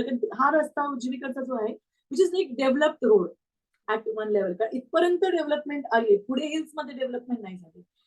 आता त्या दिवशी आम्ही जेव्हा त्या दिवशी होतो ज्या दिवशी आम्ही मणिपूरमध्ये पोहोचलो त्या दिवशी मणिपूरमध्ये इंटरेस्टिंगली काही ठिकाणी इंटरनेट आलं. तर इंटरनेट कसं आलं तर ऑप्टिक फायबर्सनी इंटरनेट आलं. सो पुन्हा ह्या गावांमध्ये ऑप्टिक फायबर्स नाहीत, हिलमध्ये ऑप्टिक फायबर्स पोहोचले नाहीयेत, व्हॅलीमध्ये ऑप्टिक फायबर्स पोहोचले आहेत. त्यामुळे पुन्हा इंटरनेटचा ऍक्सेस हा पुन्हा व्हॅलीला मिळाला, हिलला मिळाला नाही. हिल्स पुन्हा कनेक्शन पासून तुटले आणि बाहेर वाच्यता अशी झाली की हा इंटरनेट आलं मणिपूरमध्ये. सो हा डायलेमा, हा फरक अजूनही सरकारने मुद्दाम होऊन ठेवलेला आहे असं तिथले लोक सांगतात. सो इथे ही बॉर्डर आहे. या बॉर्डरमध्ये इथे आम्हाला त्या ड्रायव्हरनी सोडलं आणि तो म्हणला इथून पुढे मी येऊ शकत नाही कारण मी कुकी आहे, इथून पुढे आलो तर मी मरीन, असं या स्पष्ट शब्दात त्यांनी आम्हाला सांगितलं. सो इथे आर्मीचे लोक उभे होते, त्यांचा मी फोटो नाही काढला कारण ते रागाने नाहीतरी बघायला लागले. पण अशी पोती लावून पुढे तो रस्ता, नो मॅन्स लँड ही आहे. आर्मीचे लोक उभे आहेत. इथे उजव्या बाजूला खालचा फोटो दिसतोय कांगपोक्पी डिस्ट्रिक्ट एंड्स आणि तिथून पुढे हा नो मॅन्स लँड आहे. इकडे त्यांनी मला सांगितलं इकडे काही मीटर तुम्ही चाला आणि तिकडे पुढे एक रिक्षावाला तुम्हाला घ्यायला येईल. सो काही मीटर्स म्हणजे आम्ही साधारण 1 किलोमीटर चाललो आणि तिथे खरंच कोणीही नव्हतं. तिकडे एक लोकल रिक्षा होती. पण त्या दिवशी असं घडलं होतं 5 तारखेला पहाटे की तिथे इकडे बंदला सुरुवात झाली. ती गावं त्यांनी बंद डिक्लेअर केला होता त्या लोकांनी रागाने. कारण बिष्णुपूर जिल्ह्यामध्ये बॉर्डरवरती गोळीबार सुरू झाला होता त्या दिवशी आणि बिष्णुपूर जिल्ह्यामध्ये गावामधल्या 3 मैतेई लोकांना जेव्हा रात्री ते झोपले होते, वडील आणि मुलगा, त्यांची घरामध्ये ते मुस्लिम कम्युनिटीच्या मध्ये ते मैतेई फॅमिलीज राहत होत्या. त्या गावामध्ये येऊन लोकांनी त्या वडील आणि मुलाची हत्या रात्री झाली आणि आणखीन एका मैतेई मुलाची 3 मैतेई मुलांची हत्या त्या ठिकाणी, लोकांची हत्या त्या ठिकाणी घरात येऊन झाली आणि विष्णुपूरमध्ये दोन्ही बाजूंमध्ये गोळीबार सुरू झाला. आम्ही कांगपोक्पी बॉर्डरला होतो, विष्णुपूर बॉर्डर दुसऱ्या राज्यामध्ये होते. पण इथे पण पूर्ण टेन्शन सुरू झालं होतं त्यामुळे. आणि हे लोक रस्त्यावर आले होते बॉर्डरमध्ये, की हे लोक कांगोक्पी मधून येऊ नयेत म्हणून त्यांनी पूर्ण बंद सुरू केला होता. बायका विशेषतः रस्त्यावर, मैराबाई विशेषतः रस्त्यावर आल्या होत्या आणि युवक रस्त्यावर आले होते. मी फार फोटो नाही काढू शकले, पण रागारागाने तो माप बघत होता. आम्हाला खरंच भीती वाटत होती. आम्हाला त्यांनी सांगितलं की कुकी गावांमधून तुम्ही आला हे सांगू नका. जरी तुम्ही इंडियन्स असाल, नॉन मणिपुरी असाल, तुम्ही सेफ आहात असं आम्हाला प्रत्येकाने सांगितलं होतं. पण कुकी गावांना, आता कुकी नसल्यामुळे कुकींना मदत करणारे लोक त्यांचे शत्रू असू शकतात, असं एक काहीतरी धारणा तिकडे निर्माण झाली. त्यामुळे आम्हाला सांगितलं होतं की सांगू नका कुकी गावांमधून आलोय. पण आम्ही शांतपणे सगळ्यांना नमस्ते नमस्ते नमस्ते म्हणून आम्ही सगळ्यांना पुढे जात होतो. आणि खरंच तो मॉक भीतीदायक होता. आणि आम्ही जर का कुकी असतो तर आम्हाला किती भीती वाटली असती हे आम्हाला तिकडे लक्षात आलं. सो आम्हाला एका ड्रायव्हरनी घेऊन आले. आता इकडे मला सांगायची, मी त्यांचा चेहरा बंद केलाय कारण त्यांची आयडेंटिटी रिव्हील करू नका असं त्यांनी आम्हाला रिक्वेस्ट केली. मुस्लिम कम्युनिटी ही खूप अप्रतिम तिकडे काम करते या विशेषतः. तर ते जे आमचे ड्रायव्हर होते त्यांनी सांगितलं की तुम्ही मुस्लिम, भारतात कुठेही मुस्लिम असणं डेंजर आहे, पण मणिपूरमध्ये मुस्लिम असणं हे खूप सेफ आहे असं त्यांनी आम्हाला सांगितलं. पण त्या दिवशीची घटना झाली तिकडे मुस्लिम कम्युनिटीच्या आतमध्ये माहिती घरांमध्येही घटना झाली आणि लोकांची अशी धारणा झाली की मुस्लिम लोकांनी कुकी लोकांना लपवून ठेवलं त्यांच्या घरांमध्ये. त्यामुळे त्यांनाही आता ते जी सेफ्टी होती ती त्यांची कमी झाली असं त्या दिवशी झालं. ते जे ड्रायव्हर काका होते ते आमच्यासाठी वाट बघत ते बॉर्डरवरती येणार होते, पण गावं बंद असल्यामुळे ते येऊ शकले नाहीत आतमध्ये. आणि त्यांचे तुम्ही बघू शकता की त्यांच्या गाडीवरती कोणीतरी दगडफेक केली होती. आणि ते अक्षरशः ते म्हणजे पागल हो गए हे लोक, पागल हो गए. ते ऐकतच नाही. ते सांगते तर मी डॉक्टर्सना घ्यायला चाललोय तर ऐकत नाहीत. मी कुकी नाहीये, मी माहिती आहे, मी माहिती पंगल आहे हे सांगून सुद्धा ऐकत नाही. तुम्ही त्यांना मदत करू नका वगैरे अशा स्थितीमध्ये लोक आहेत. तर त्यांनी खूप ते पॅनिक झाले होते. आम्ही त्यांच्या रिक्षात बसलो आणि ते त्यांनी आम्हाला इम्फाळमध्ये आणलं. आणि मुस्लिम कम्युनिटीनी जे काम केलंय गेले 2 महिने ते दुवा बनलेत अक्षरशः ह्या 2 कम्युनिटीज मधला. आणि कुकी लोकांना सेफली त्यांच्या गावात नेणं, किंवा अनेक कुकी जे इम्फाळमध्ये राहत होते, मुस्लिम लोक मुख्यतः इम्फाळ भागामध्ये किंवा व्हॅली भागामध्ये आहेत, तर त्यांनी त्यांच्या घरामध्ये भाड्याने राहणारे कुकी स्टुडंट्सना त्यांनी प्रोटेक्शन दिलं, त्यांना सेफली त्यांच्या कुकी गावांमध्ये सोडलं आणि त्यांचं सामान ते रक्षण केलं. त्यांनी खूप महत्वाची भूमिका ह्याच्यामध्ये बजावली. आणि विशेषतः आजच्या काळामध्ये ही प्रकर्षाने सांगण्याची गोष्ट आहे की त्यांनी खूप महत्वाची भूमिका या ठिकाणी बजावली. आणि हे जे काका आहेत ते प्रत्येक रिलीफ कॅम्प मध्ये हेल्प करतात आणि I am so thankful to him. खरंच खूप गोड माणूस होते. So now will come to Maitri relief camp. त्या दिवशी बिष्णुपूर डिस्ट्रिक्ट मध्ये आम्ही जाणार होतो. तिकडे अनेक मित्र रिलीफ कॅम्प मध्ये काम करतात, त्यांच्या कॅम्पमध्ये जाण्याचा आमचा प्लॅन होता. पण पूर्ण इम्फाळ बंद होतं, पूर्ण व्हॅली बंद होती त्या दिवशी. आणि आम्हाला बिष्णुपूरमध्ये जाऊ नका असं खूप त्यांनी ठासून सांगितलं की देणारच नाही असं त्यांनी खूप ठासून सांगितलं होतं, which we have to accept it. तर हे जे आहे ना, तर ते स्टेडियम आहे जिथे, म्हणजे मला ऐकून हे इतकं वाटलं की हे जे स्टेडियम आहे तिथे ऑलिम्पिक्सचे जे मेडल्स मिळणारे आपले स्पोर्ट्समॅन आहेत त्यांचं ट्रेनिंग इकडे चालतं. आणि त्यांचं ट्रेनिंग च्या ठिकाणी ते आता पूर्ण रिलीफ कॅम्प मध्ये कन्वर्ट केले. हे पूर्ण गाव आहे ते, त्या ठिकाणी एका बिल्डिंग मध्ये संपूर्ण विलेज राहतं. तर इथे इम्फाळ कॅम्पची स्थिती अशी आहे की इकडे हाय लेवल ऑफ सपोर्ट आहे. जरी गव्हर्नमेंटचं जास्त लक्ष नसलं तरी सपोर्ट खूप जास्त या लेवलला आहे. लोक तितकेच पोळले आहेत जितके कुकी रिलीफ कॅम्प मधले लोक पोळलेले आहेत, पण इथे सपोर्ट जास्त मिळतो आहे कारण ऍक्सेसिबिलिटी जास्त आहे, विशेषतः इम्फाळमध्ये. हे पण लोक रेशनचा डाळ आणि भात खातात. इथे पण आम्ही जेवलो त्यांच्यासोबत. ह्यात अन्नामध्ये थोडा फ्लेवर जास्त होता, पण ते कुकी आणि मैतेच्या ह्याच्यामधला फरक आहे. इकडे इलेक्ट्रिक कुकर होते जे गव्हर्नमेंटने त्यांना दिले होते.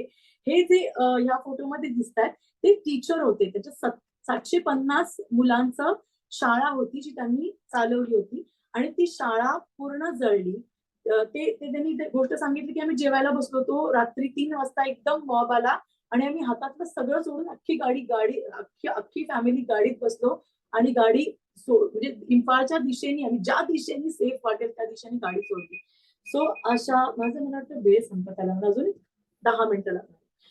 सो अशा अशा स्थितीमध्ये त्यांचं पूर्ण घर जळलं, डॉक्युमेंट जळली, गाड्या त्यांनी अक्षरशः शाळेत स्कूल बस जळली. म्हणजे आम्ही आता 37 लाखाची स्कूल बस घेतली होती, ती जळली, शाळा त्यांची जळली. आणि अशा स्थितीमध्ये ते इथे आले.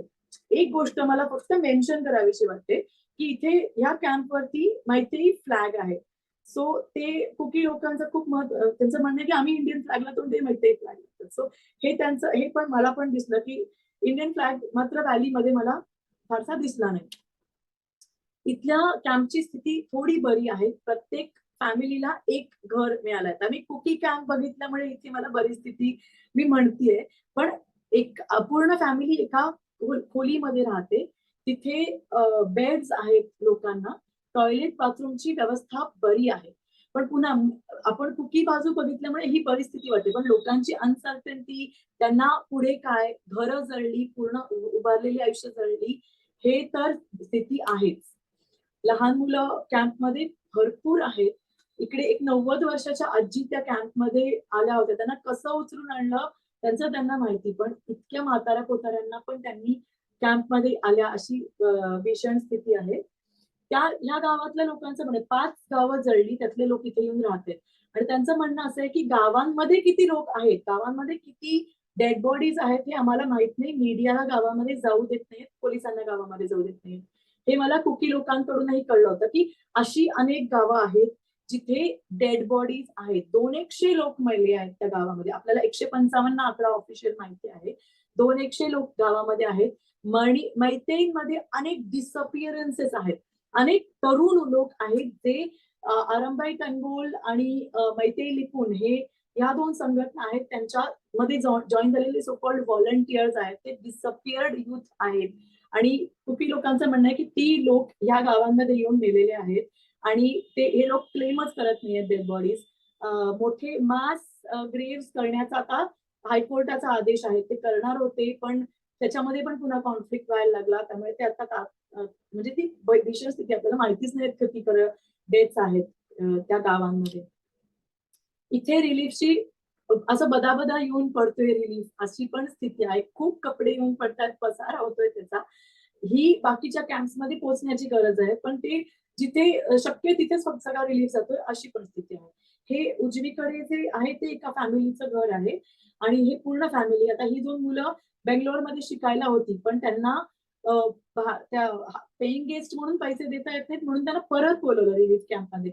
आता घरही नाही आणि हॉस्टेलही नाही, असे अनेक स्टुडंट आता परत आलेत रिलीफ कॅम्पमध्ये, अशी परिस्थिती आहे. आता या रिलीफ कॅम्पमधल्या बायकांनी छोटी छोटी कामं सुरू केलीत. तर बसल्या बसल्या काय करायचं म्हणून त्यांनी जे एक्स्ट्रा कपडे आहेत त्याचे त्यांनी पर्सेस करायला सुरुवात केली. या कॅम्प्स मधले लोक जवळपास डेली वेजेस साठी जाऊ शकतात आणि बायका छोटी छोटी कामं करतात. आणि यांचं म्हणणं आहे की आम्ही सगळ्या बायका मिळून अशा पर्सेस करू, तर कोणी विकत घेईल का, मार्केट आम्हाला मिळेल का. सो आपण ही पण कनेक्शन करू शकतो. हा एक रिलीफ कॅम्प मला खूप इंटरेस्टिंग वाटला. हा एकमेव रिलीफ कॅम्प आहे जो बीजेपीनी उभारला आहे, भारतीय जनता पार्टीनी. सो तिकडे मदर्स रिलीफ कॅम्प असं त्याला एक सुंदर नाव दिलंय. सगळ्या प्रेग्नंट आणि लॅक्टेटिंग मदर्स, तिकडे मला खूप काम असू शकलं असतं त्या रिलीफ कॅम्पमध्ये, त्या बायकांसाठीचा तो रिलीफ कॅम्प आहे. फक्त मैत्री कॅम्प्स मधल्या महिलांना इकडे खूप चांगलं सोय केली आहे. त्यांना जेवणामध्ये लोकल तांदूळ, मासे हे सगळं देतात, त्यांना डॉक्टर्स अवेलेबल आहेत. पण फक्त माहिती बायकांचा तो कॅम्प आहे. आणि मला ती पार्शलिटी काही समजलीच नाही, असं का केलं असं त्यांनी. ही इम्फाळची स्थिती होती त्या दिवशी. इम्फाळ बंद सिव्हिल सोसायटी ऑर्गनायझेशन्सनी केलं होतं. जाळपोळ त्या गावात सुरू झाली होती. आम्ही हॉटेल रूम मध्ये गेलो आणि आम्हाला हॉटेलमध्ये राहावं लागलं होतं. सो त्या हॉटेल पूर्ण बॅरन झालं. त्या हॉटेलमध्ये ज्या काही बाहेरचे लोक आले होते, ऍक्टिव्हिस्ट जे फॅक्ट फाइंडिंग टीम म्हणून आले होते, ते पण बिष्णुपूर मध्ये जाऊन भयंकर काहीतरी बघून आले आणि ते हॉटेलमधून अक्षरशः ते म्हणले की आम्ही तिकडे राहू शकत नाही बॅरन हॉटेलमध्ये, म्हणून ते निघून गेले. आणि आम्ही त्या हॉटेलमध्ये राहिलो. आम्हाला खरंच कळत नव्हतं की आता काय, कोणीच नव्हतं त्या हॉटेलमध्ये. ते मॅनेजर जे होते ते पण बॉर्डरवरती व्हॉलेंटियर म्हणून गेले होते. पण आमचा जो एक मित्र आहे बबलू लोयतांबाम, त्याचं घर जवळ होतं. थँकफुली ते चालत आले. त्या दिवशी जी स्थिती होती इम्फाळची, दुकानं बंद होती, रस्ते जाळत होते. मी जास्त फोटो काढू शकले नाही, माझ्या मैत्रिणीचं जळलेलं घर, जी कुकी मैत्री कुकी मॅरेज होतं, मैत्रीण जी कुकी मुलाशी लग्न केलं होतं, तर तिचं इम्फाळ मधलं घर जाळलं होतं. ते मी त्या रस्त्यावरती पाहिलं. खूप साऱ्या महिलापैकी रस्त्यावर उभ्या होत्या, वाहनं जाऊ येऊ देत नव्हत्या, रिलीफ कॅम्प साठी सुद्धा जा ये करू देत नव्हत्या. पण त्या दिवशी आम्ही आमच्या मित्रांकडे राहिलो आणि सेफ होतो आणि त्यांच्याशी खूप चांगलं, खूप डिटेल्ड डिस्कशन झालं. ते त्याचा खूप पुढे फायदा झाला. सो हा शेवटचा दिवस आहे आमचा 6 जून. त्यावेळेस मी पुन्हा इम्फालचा एक कॅम्प बघितला. तर हा जो कॅम्प आहे तो इंटरेस्टिंगली गव्हर्नमेंट एकमात्र गव्हर्नमेंट कॅम्प आहे आणि शोकेस कॅम्प आहे. सो जे कोणी रिलीफ कॅम्प बघायला तर गव्हर्नमेंट त्यांना हा कॅम्प दाखवतो. सो इथे त्यांनी इकडे मोठं एक टेक्सटाईल युनिट आहे, ज्याच्यामध्ये 3 ब्लॉक्स आहेत. त्याच्यामध्ये पूर्ण हा मैत्री कॅम्प आहे आणि वुडन त्यांनी खोल्या तयार केल्या आहेत. बऱ्यापैकी मोठा ब्लॉक आहे. इकडे 3 गावांमधले लोक राहतात. आयम्पली कॅम्प आहे. 124 रूम मध्ये 124 फॅमिलीज राहतात त्याच्यामध्ये. बरी कंडिशन आहे इकडे. इथे तिकडे लोकांना काही गॅस सिलेंडर काही फॅमिलीजनी मॅनेज केलाय. सगळ्यांची अशी स्थिती नाहीये, पण बेड्स आहेत, ही एक खोली आहे, संडास आहेत. ही आम्हाला खूपच मोठी गोष्ट वाटली, विशेषतः बाहेरच्या ठिकाणी अन्न ते लोकल फूड तयार करू शकतायत. इथे खूप मुलं बघितली. मुलं इथे शाळेत जाऊ शकतायत जवळपासच्या आणि त्या खूप मोठा रिलीफ तिथल्या लोकांना आहे. त्या कॅम्पमधले युवक चिकन सेंटर्स मध्ये, मीट शॉप्स मध्ये किंवा वॉटर युनिट्स मध्ये, PWD मध्ये डेली वेज वर्कर म्हणून तिथली लोक कामाला आहे, युवक विशेषतः. त्यामुळे थोडा पॉकेट मनी सारखा गोष्ट येत आहे. मुलं इतकी गोड होती या कॅम्प मधली की त्यांच्याशी आम्ही थोडा वेळ खेळलो. ते ग्रीटिंग कार्ड पुन्हा त्यांचं कनेक्शन झालं. माझ्याकडे सगळी ग्रीटिंग कार्ड संपली आणि म्हणलं की 1-2 मुलांना नाही मिळाली. सो म्हणलं की तुम्हाला स्टार काढून देते हातावर. सगळी मुलं येऊन हातावरती स्टार काढण्यासाठी आली आणि त्यांना एवढी, म्हणजे मला अक्षरशः सांगताना अंगावर काटा येतो आणि मला तेव्हा पण निघताना अक्षरशः गळा भरून आला होता की एवढी छोटीशी कृती त्यांना खूप खूप खूप काही देऊन जाते. तिथली एक ताई होती जिने आम्हाला हा सगळा कॅम्प दाखवला. ती म्हणली आमचं सगळं जळलेलं आहे, आमच्याकडे काही शिल्लक नाहीये. आमच्याकडे एकमात्र गोष्ट शिल्लक आहे की ती म्हणजे आमची मुलं आणि त्यांचं फ्युचर एवढंच आम्हाला ते सुरक्षित हवं आहे. तर ती मुलं कधी एकदा शाळेत जातात आणि कधी आम्हाला काही क्लॅरिटी येते त्यांच्या फ्युचर बद्दल, एवढी फक्त आम्हाला पाहिजे आहे. आम्हाला इच्छा आहे आमच्या गावात परत जाण्याची आणि पुन्हा जोडलं जाण्याची, पण कसं होईल ते आम्हाला माहित नाही. सो इम्फाळचा रिलीफ कॅम्प फक्त आम्ही बघितला आणि आम्हाला वाटलं की नाही बाकीच्या ठिकाणचे पण रिलीफ कॅम्प बघू शकलो नाही. तिथल्या मित्रांनी तिथले फोटो दाखवले. इम्फाळ ही एक दिल्ली आहे, मणिपूरची दिल्ली आहे. इकडे सगळ्या प्रकारचं उत्तम इन्फ्रास्ट्रक्चर आहे. रिलीफ कॅम्प मध्ये पण बरीच स्थिती आहे बाकीच्या कॅम्पपेक्षा.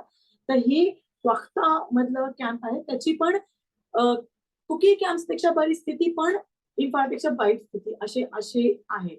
तर इथे पण रिलीफ पोचू शकतोय, पण पोचला नाहीये. सरकारी मदत पुरेशी मिळत नाहीये. तर बाकी काय चाललंय, बाहेर काय चाललंय ह्याची थोडीशी झलक देते. तर इथे खूप सारे ग्रुप्स आहेत जे ट्रॉमा रिस्पॉन्स सेंटर म्हणून काम करतात. युवकांचे गट दोन्ही बाजूला ट्रॉमा रिस्पॉन्स सेंटर म्हणून काम करतात. मैत्री ठिकाणी मैत्री व्हॉलंटियर्स, कुकी ठिकाणी कुकी व्हॉलंटियर्स. ते त्यांना आपण सपोर्ट करू शकतो. इथे एक मैरा बायबी चा आहे. तिथे त्यांनी 1 दिवसाचा फास्ट फॉर पीस केला होता. So fast for piece, prayer for piece दोन्ही गावांमधल्या महिला करता आहेत.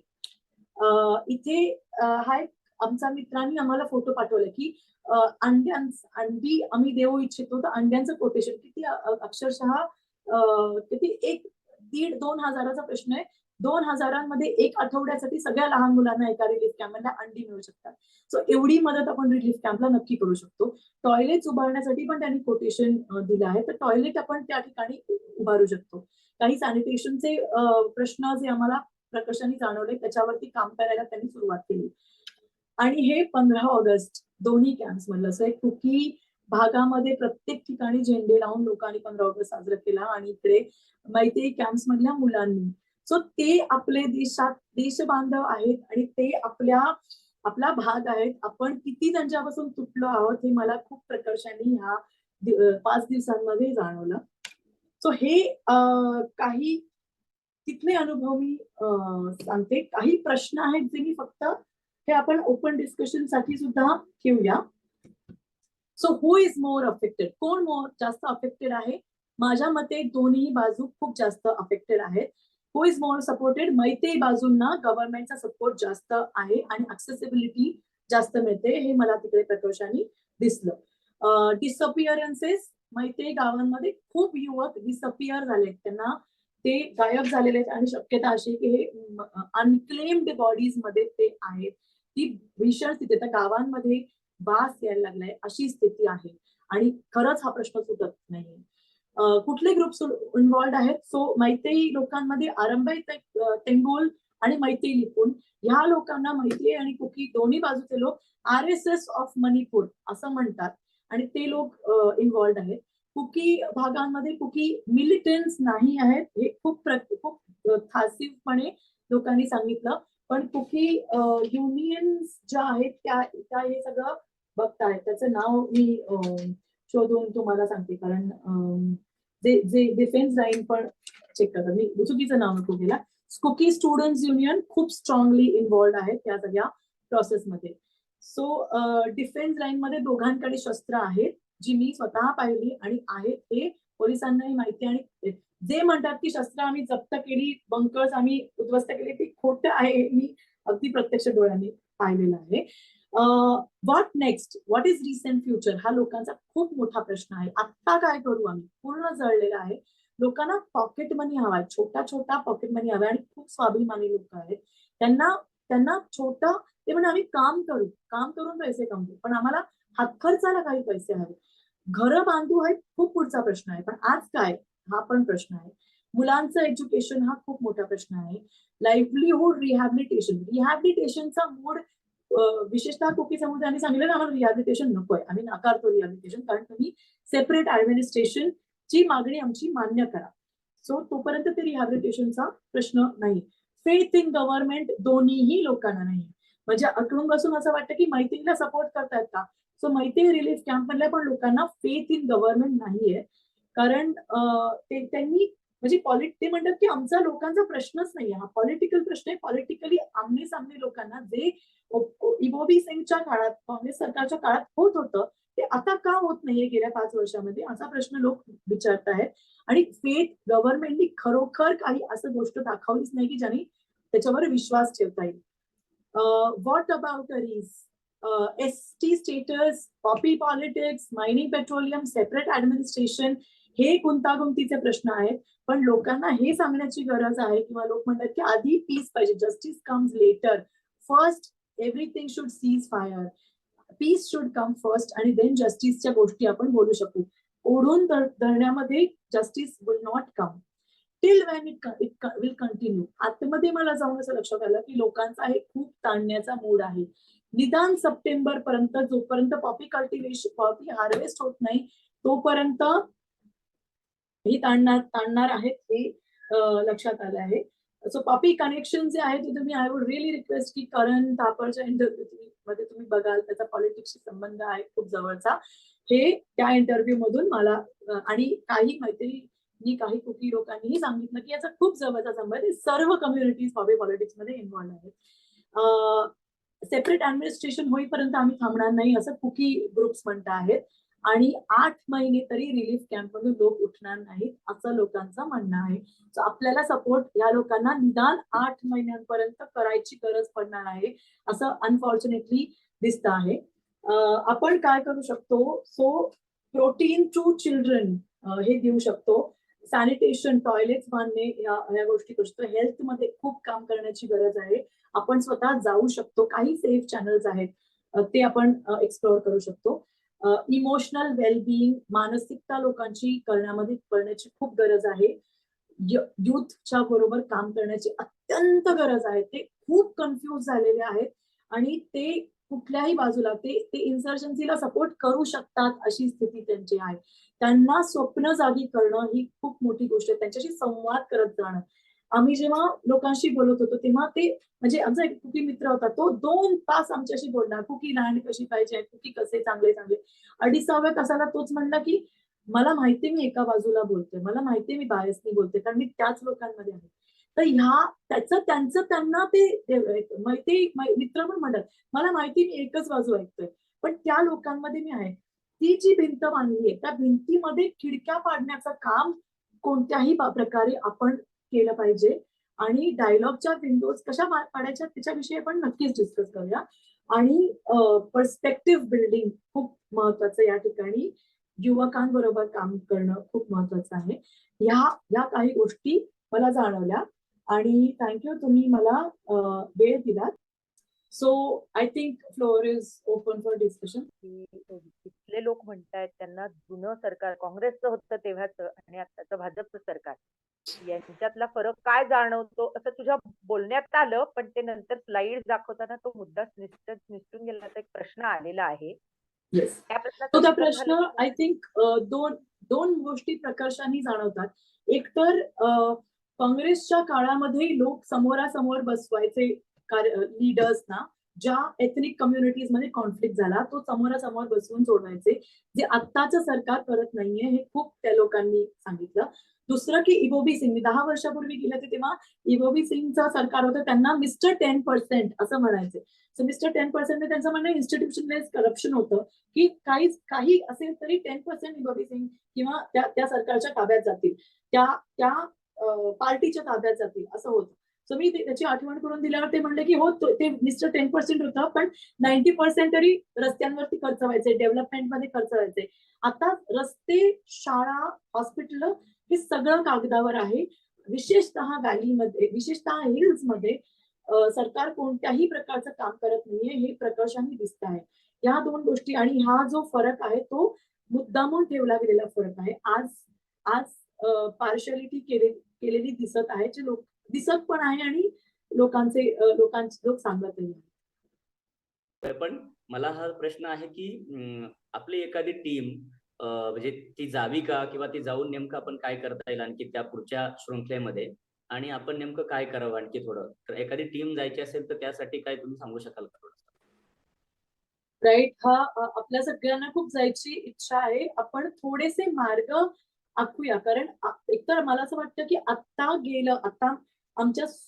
आम्ही जेव्हा होतो तेव्हा एक फॅक्ट फाइंडिंग टीम सुद्धा खूप सिनियर ऍक्टिव्हिस्ट लोकांची होती आणि त्यांना खरोखर हालता आलं नाही आणि त्यांना स्वतःला खूप मानसिक त्रास झाला हे आम्हाला लक्षात आलं. सो कुठल्या अँगलने आपण जातो ते पण महत्वाचं आहे. आपण त्यांना मदत करायला गेलो तर ते चॅनल्स आपल्याला वापरता येतात. सो रिलीफ कॅम्पशी जोडून आपण जाऊ शकतो. आणि असे काही मित्र कुकी भागामध्ये सुद्धा आहेत आणि मैतेई भागामध्ये सुद्धा आहेत. मला असं वाटतं की ते ज्या काही बॉर्डर्स आहेत त्या क्रॉस करायच्या फार फंदात पडू नये. आपण दिमापूर मधून कुकी भागात किंवा आयजवाल मधून कुकी भागामध्ये जाऊन मदत करावी आणि इम्फाळमध्ये जाऊन व्हॅलीच्या भागात मदत करावी, हे आहे. युवकांमध्ये काम करण्याची गरज आहे. आपण आता युमेटा फाउंडेशन मधून आमच्या नंतर एक सायकोलॉजी टीम सुद्धा गेली. त्यांनी खूप चांगलं काम केलं की त्यांनी काही युवकांना सायकोलॉजिकल ट्रेनिंग दिलं, जेणेकरून ते लोकांशी संवाद साधू शकतील. सो असं त्यांचं ट्रेनिंग आपण त्या लोकांसोबत करू शकतो. हेल्थ कॅम्प्स आपण करू शकतो. पुन्हा बॉर्डर क्रॉस केल्यावरती आपल्याला कोणत्याही प्रकारचा रिलीफ पोहोचवता येत नाही, पण दुसऱ्या बाजूंनी गेलो तर रिलीफ पोहोचवता येऊ शकतो. सो मला हे चॅनल्स दिसतात संवादासाठी सुद्धा आणि हेल्थ फॅक्टर्ससाठी महिलांमध्ये काम करण्यासाठी गायनेकोलॉजिकल कॅम्प याची अत्यंत गरज आहे प्रत्येक रिलीफ कॅम्पमध्ये. आणि बियॉन्ड रिलीफ कॅम्प ऑल्सो युवकांसोबत संवाद साधण्याची गरज, निदान ज्यांच्या हातात गन नाहीये त्यांच्यासोबत संवाद साधण्यासाठी सुद्धा काही आपण छोटी छोटी शिबिरं ठेवू शकतो, जी आपण त्याच्यामध्ये कुकी आणि मैत्री हा प्रश्नच नको मांडायला. आपण तुमची स्वप्न काय आहेत आपण अभिव्यक्त करणं, फक्त त्यांना मोकळं करण्यासाठी, फक्त संवाद करण्यासाठी काही माध्यमांसाठी आपण आय थिंक करू शकतो. आणि हे चॅनल्स आपल्याकडे आहेत. सो आपण थोडा याच्याविषयी सविस्तर भेटूया. आणि आर्थिक मदतीसाठी पण आपण एक काही निधी गोळा करूया. आणि जे रिलीफसाठी मणिपूर सपोर्ट ग्रुप एक आहे जो युमेटा फाउंडेशन ज्याच्याकडून मी गेले होते, त्यांना आपण जर का सहयोग केला तर ते नक्की काम करता आहेत हे दिसतं. युमेटा फाउंडेशन आणि मणिपूर सपोर्ट ग्रुपचा कॉन्टॅक्ट आता मी चॅट बॉक्स मध्ये टाकते. आणि व्हॉइसेस ऑफ मणिपूर पुस्तकं आम्हाला देता येतील. खूप चांगली आयडिया. खेळ आणि पुस्तकं आपण रिलीफ कॅम्प मध्ये पाठवू शकतो. थोडे कॉम्पॅक्ट पाठवूया, मुलांना खरंच खूप आनंद होईल. छोटे काही व्हिडिओज पाठवतो. काही रिलीफ कॅम्प मध्ये ते त्यांच्याकडे स्क्रीनिंगची शक्यता आहे. इंटरनेट जरी नसलं तर काही रिलीफ कॅम्प मध्ये आम्ही चांगल्या फिल्म्स दिल्या, कारण बसून मुलं ऍटलिस्ट फिल्म्स बघतील, सगळे लोक ऍटलिस्ट फिल्म्स बघतील. सो काही चांगल्या फिल्म्स आपण पेन ड्राईव्ह मधून पाठवू शकतो. खेळ आणि पुस्तकं देण्याची आयडिया पण चांगली आहे की कोणकोणत्या प्रकारचे स्किल्स, जर कुणाला तिथे जायचं असेल तर कोणती स्किल असलेली माणसं तिथे पहिली म्हणजे प्राथमिकता मिळेल आणि त्यांना काम करता येईल. कारण उत्साहाने काम करणं आणि तिथे गरज असलेलं काम करणं ह्याचं एक चांगली सांगड बसली पाहिजे ना. सो हेल्थ, यूथ डायलॉग्स, हायजीनच्या विषयीचे प्रश्न, सायकोलॉजीवरती जे काम करतायत त्यांच्यासोबतचे जे काम करतात, म्हणजे ज्यांनी ऑलरेडी कॉन्फ्लिक्ट एरियामध्ये काम केलं आहे अशा लोकांची तिकडे गरज आहे. सो मला असं वाटतं की खूप फॅक्ट फाइंडिंग किंवा आपण बघून येऊया ह्याचा कदाचित त्या लोकांना त्याचं प्रेशर येतं का काय, त्याचा त्रास होतो का काय, हे म्हणजे थोडं जर्नलिस्टिक अप्रोचनी आपण नाही गेलो, थोडं मदतीच्या अप्रोचनी गेलो. सो त्याचा आपण काही ट्रेनिंग नक्की घेऊन जाऊ शकतो. काही आपण आपलं नियोजन आपण काय देऊ शकतो याचं थोडं आपण नियोजन केलं तर I think that would be good. जसं तू पुस्तकं म्हणली तसं मला वाटतं की चित्राचं साहित्य आणि चित्र ही ऍक्टिव्हिटी करणारी लोक म्हणजे धनोकर सारखे, धनोकराच्या मुलांनाही विचारता येईल जर सेफ्टीची थोडीशी अरेंजमेंट करता आली तर, कारण मुलांना आउटलेट एक चित्रातून मिळणं हे सायकोलॉजीच्या दृष्टीने पण महत्वाचं होईल. तिसरं मला असं एक वाटत होतं, मी कुठल्या तरी प्रेझेंटेशन मध्ये असंच ऐकलं होतं की पूर्वी कुकी लोकांना पॉपी कल्टिवेशन करू नका म्हणून सरकारकडून इन्सेंटिव्ह मिळायचं, ते या गव्हर्नमेंटने बंद केलंय. तर एका पातळीवर ते पुन्हा चालू करा असं जर रिकमेंडेशन काही पॉलिटिकल प्रेशर ग्रुप्स मधून करता आलं तर त्यांनी त्यांना आता जी थोडी पैशाची गरज आहे ती आणि एक त्यांच्या विरुद्धचा एक आर्ग्युमेंट ब्लॉक होऊ शकेल. आणि तू काहीतरी कुठले ग्रुप RSS तिथलं असं म्हटलंस ते मी मिस केलं, ते जरा सांगतेस? सो मैतेई लिपून नावाचा ग्रुप आहे आणि आरंबाई तांगुल नावाचा, हे 2 ग्रुप्स आहेत आणि जे गेले काही वर्षापासून म्हणजे मैतेई खतरे में है च्या घोषणा देत आहेत. त्या दोघांची नावं मी पुन्हा दोन्ही समुदायांकडून ऐकली. I would really request you की करण थापर्यंत यांनी खूप इंटरव्ह्यूज घेतले आहेत. माझ्याकडे एव्हिडन्सेस नाही आहेत त्यामुळे मी उगाच कुठलंही स्टेटमेंट करणं चुकीचं राहील, पण करण थापरचे इंटरव्ह्यूज जरूर बघावेत असं किमान आपण नक्कीच करू शकतो की तिथे ज्या वस्तू तयार करून ते मार्केट म्हणतायत त्याला, तर ती आमच्यासारखे म्हातारे पण इथे ते करू शकू.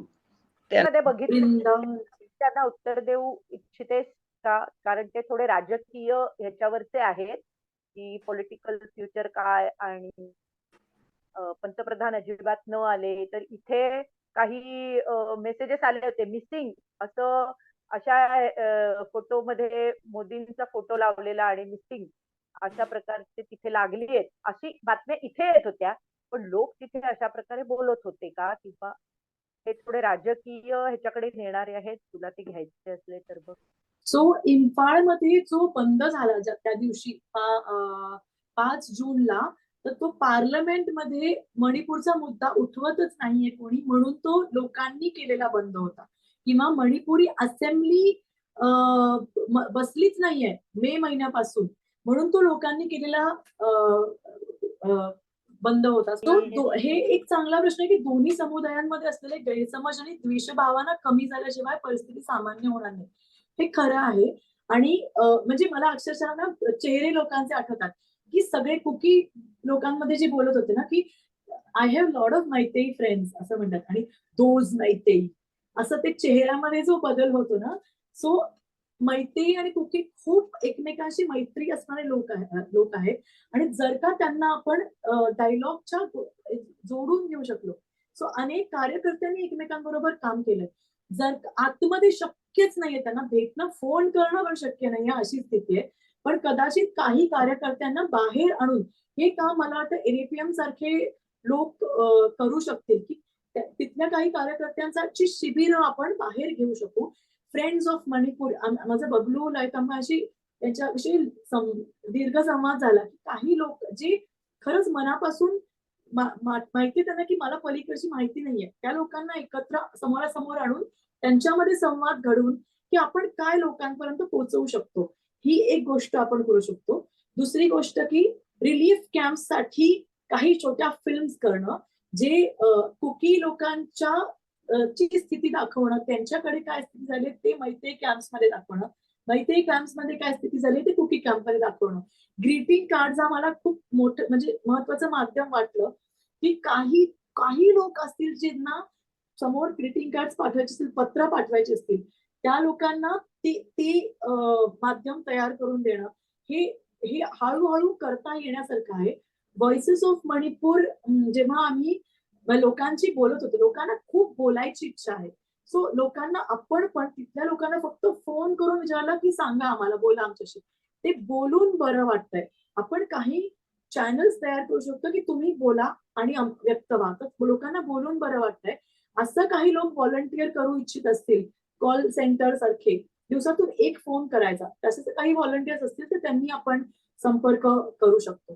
सो असे काही चॅनल्स आपण नॅशनल अलायन्स म्हणून एकमेकांमध्ये बांधू शकतो. पॉलिटिकल लेवलला खूप गुंतागुंतीचा प्रश्न आहे. 2024च्या इलेक्शनचा सुद्धा संबंध या सगळ्या पॉलिटिक्सशी आहे.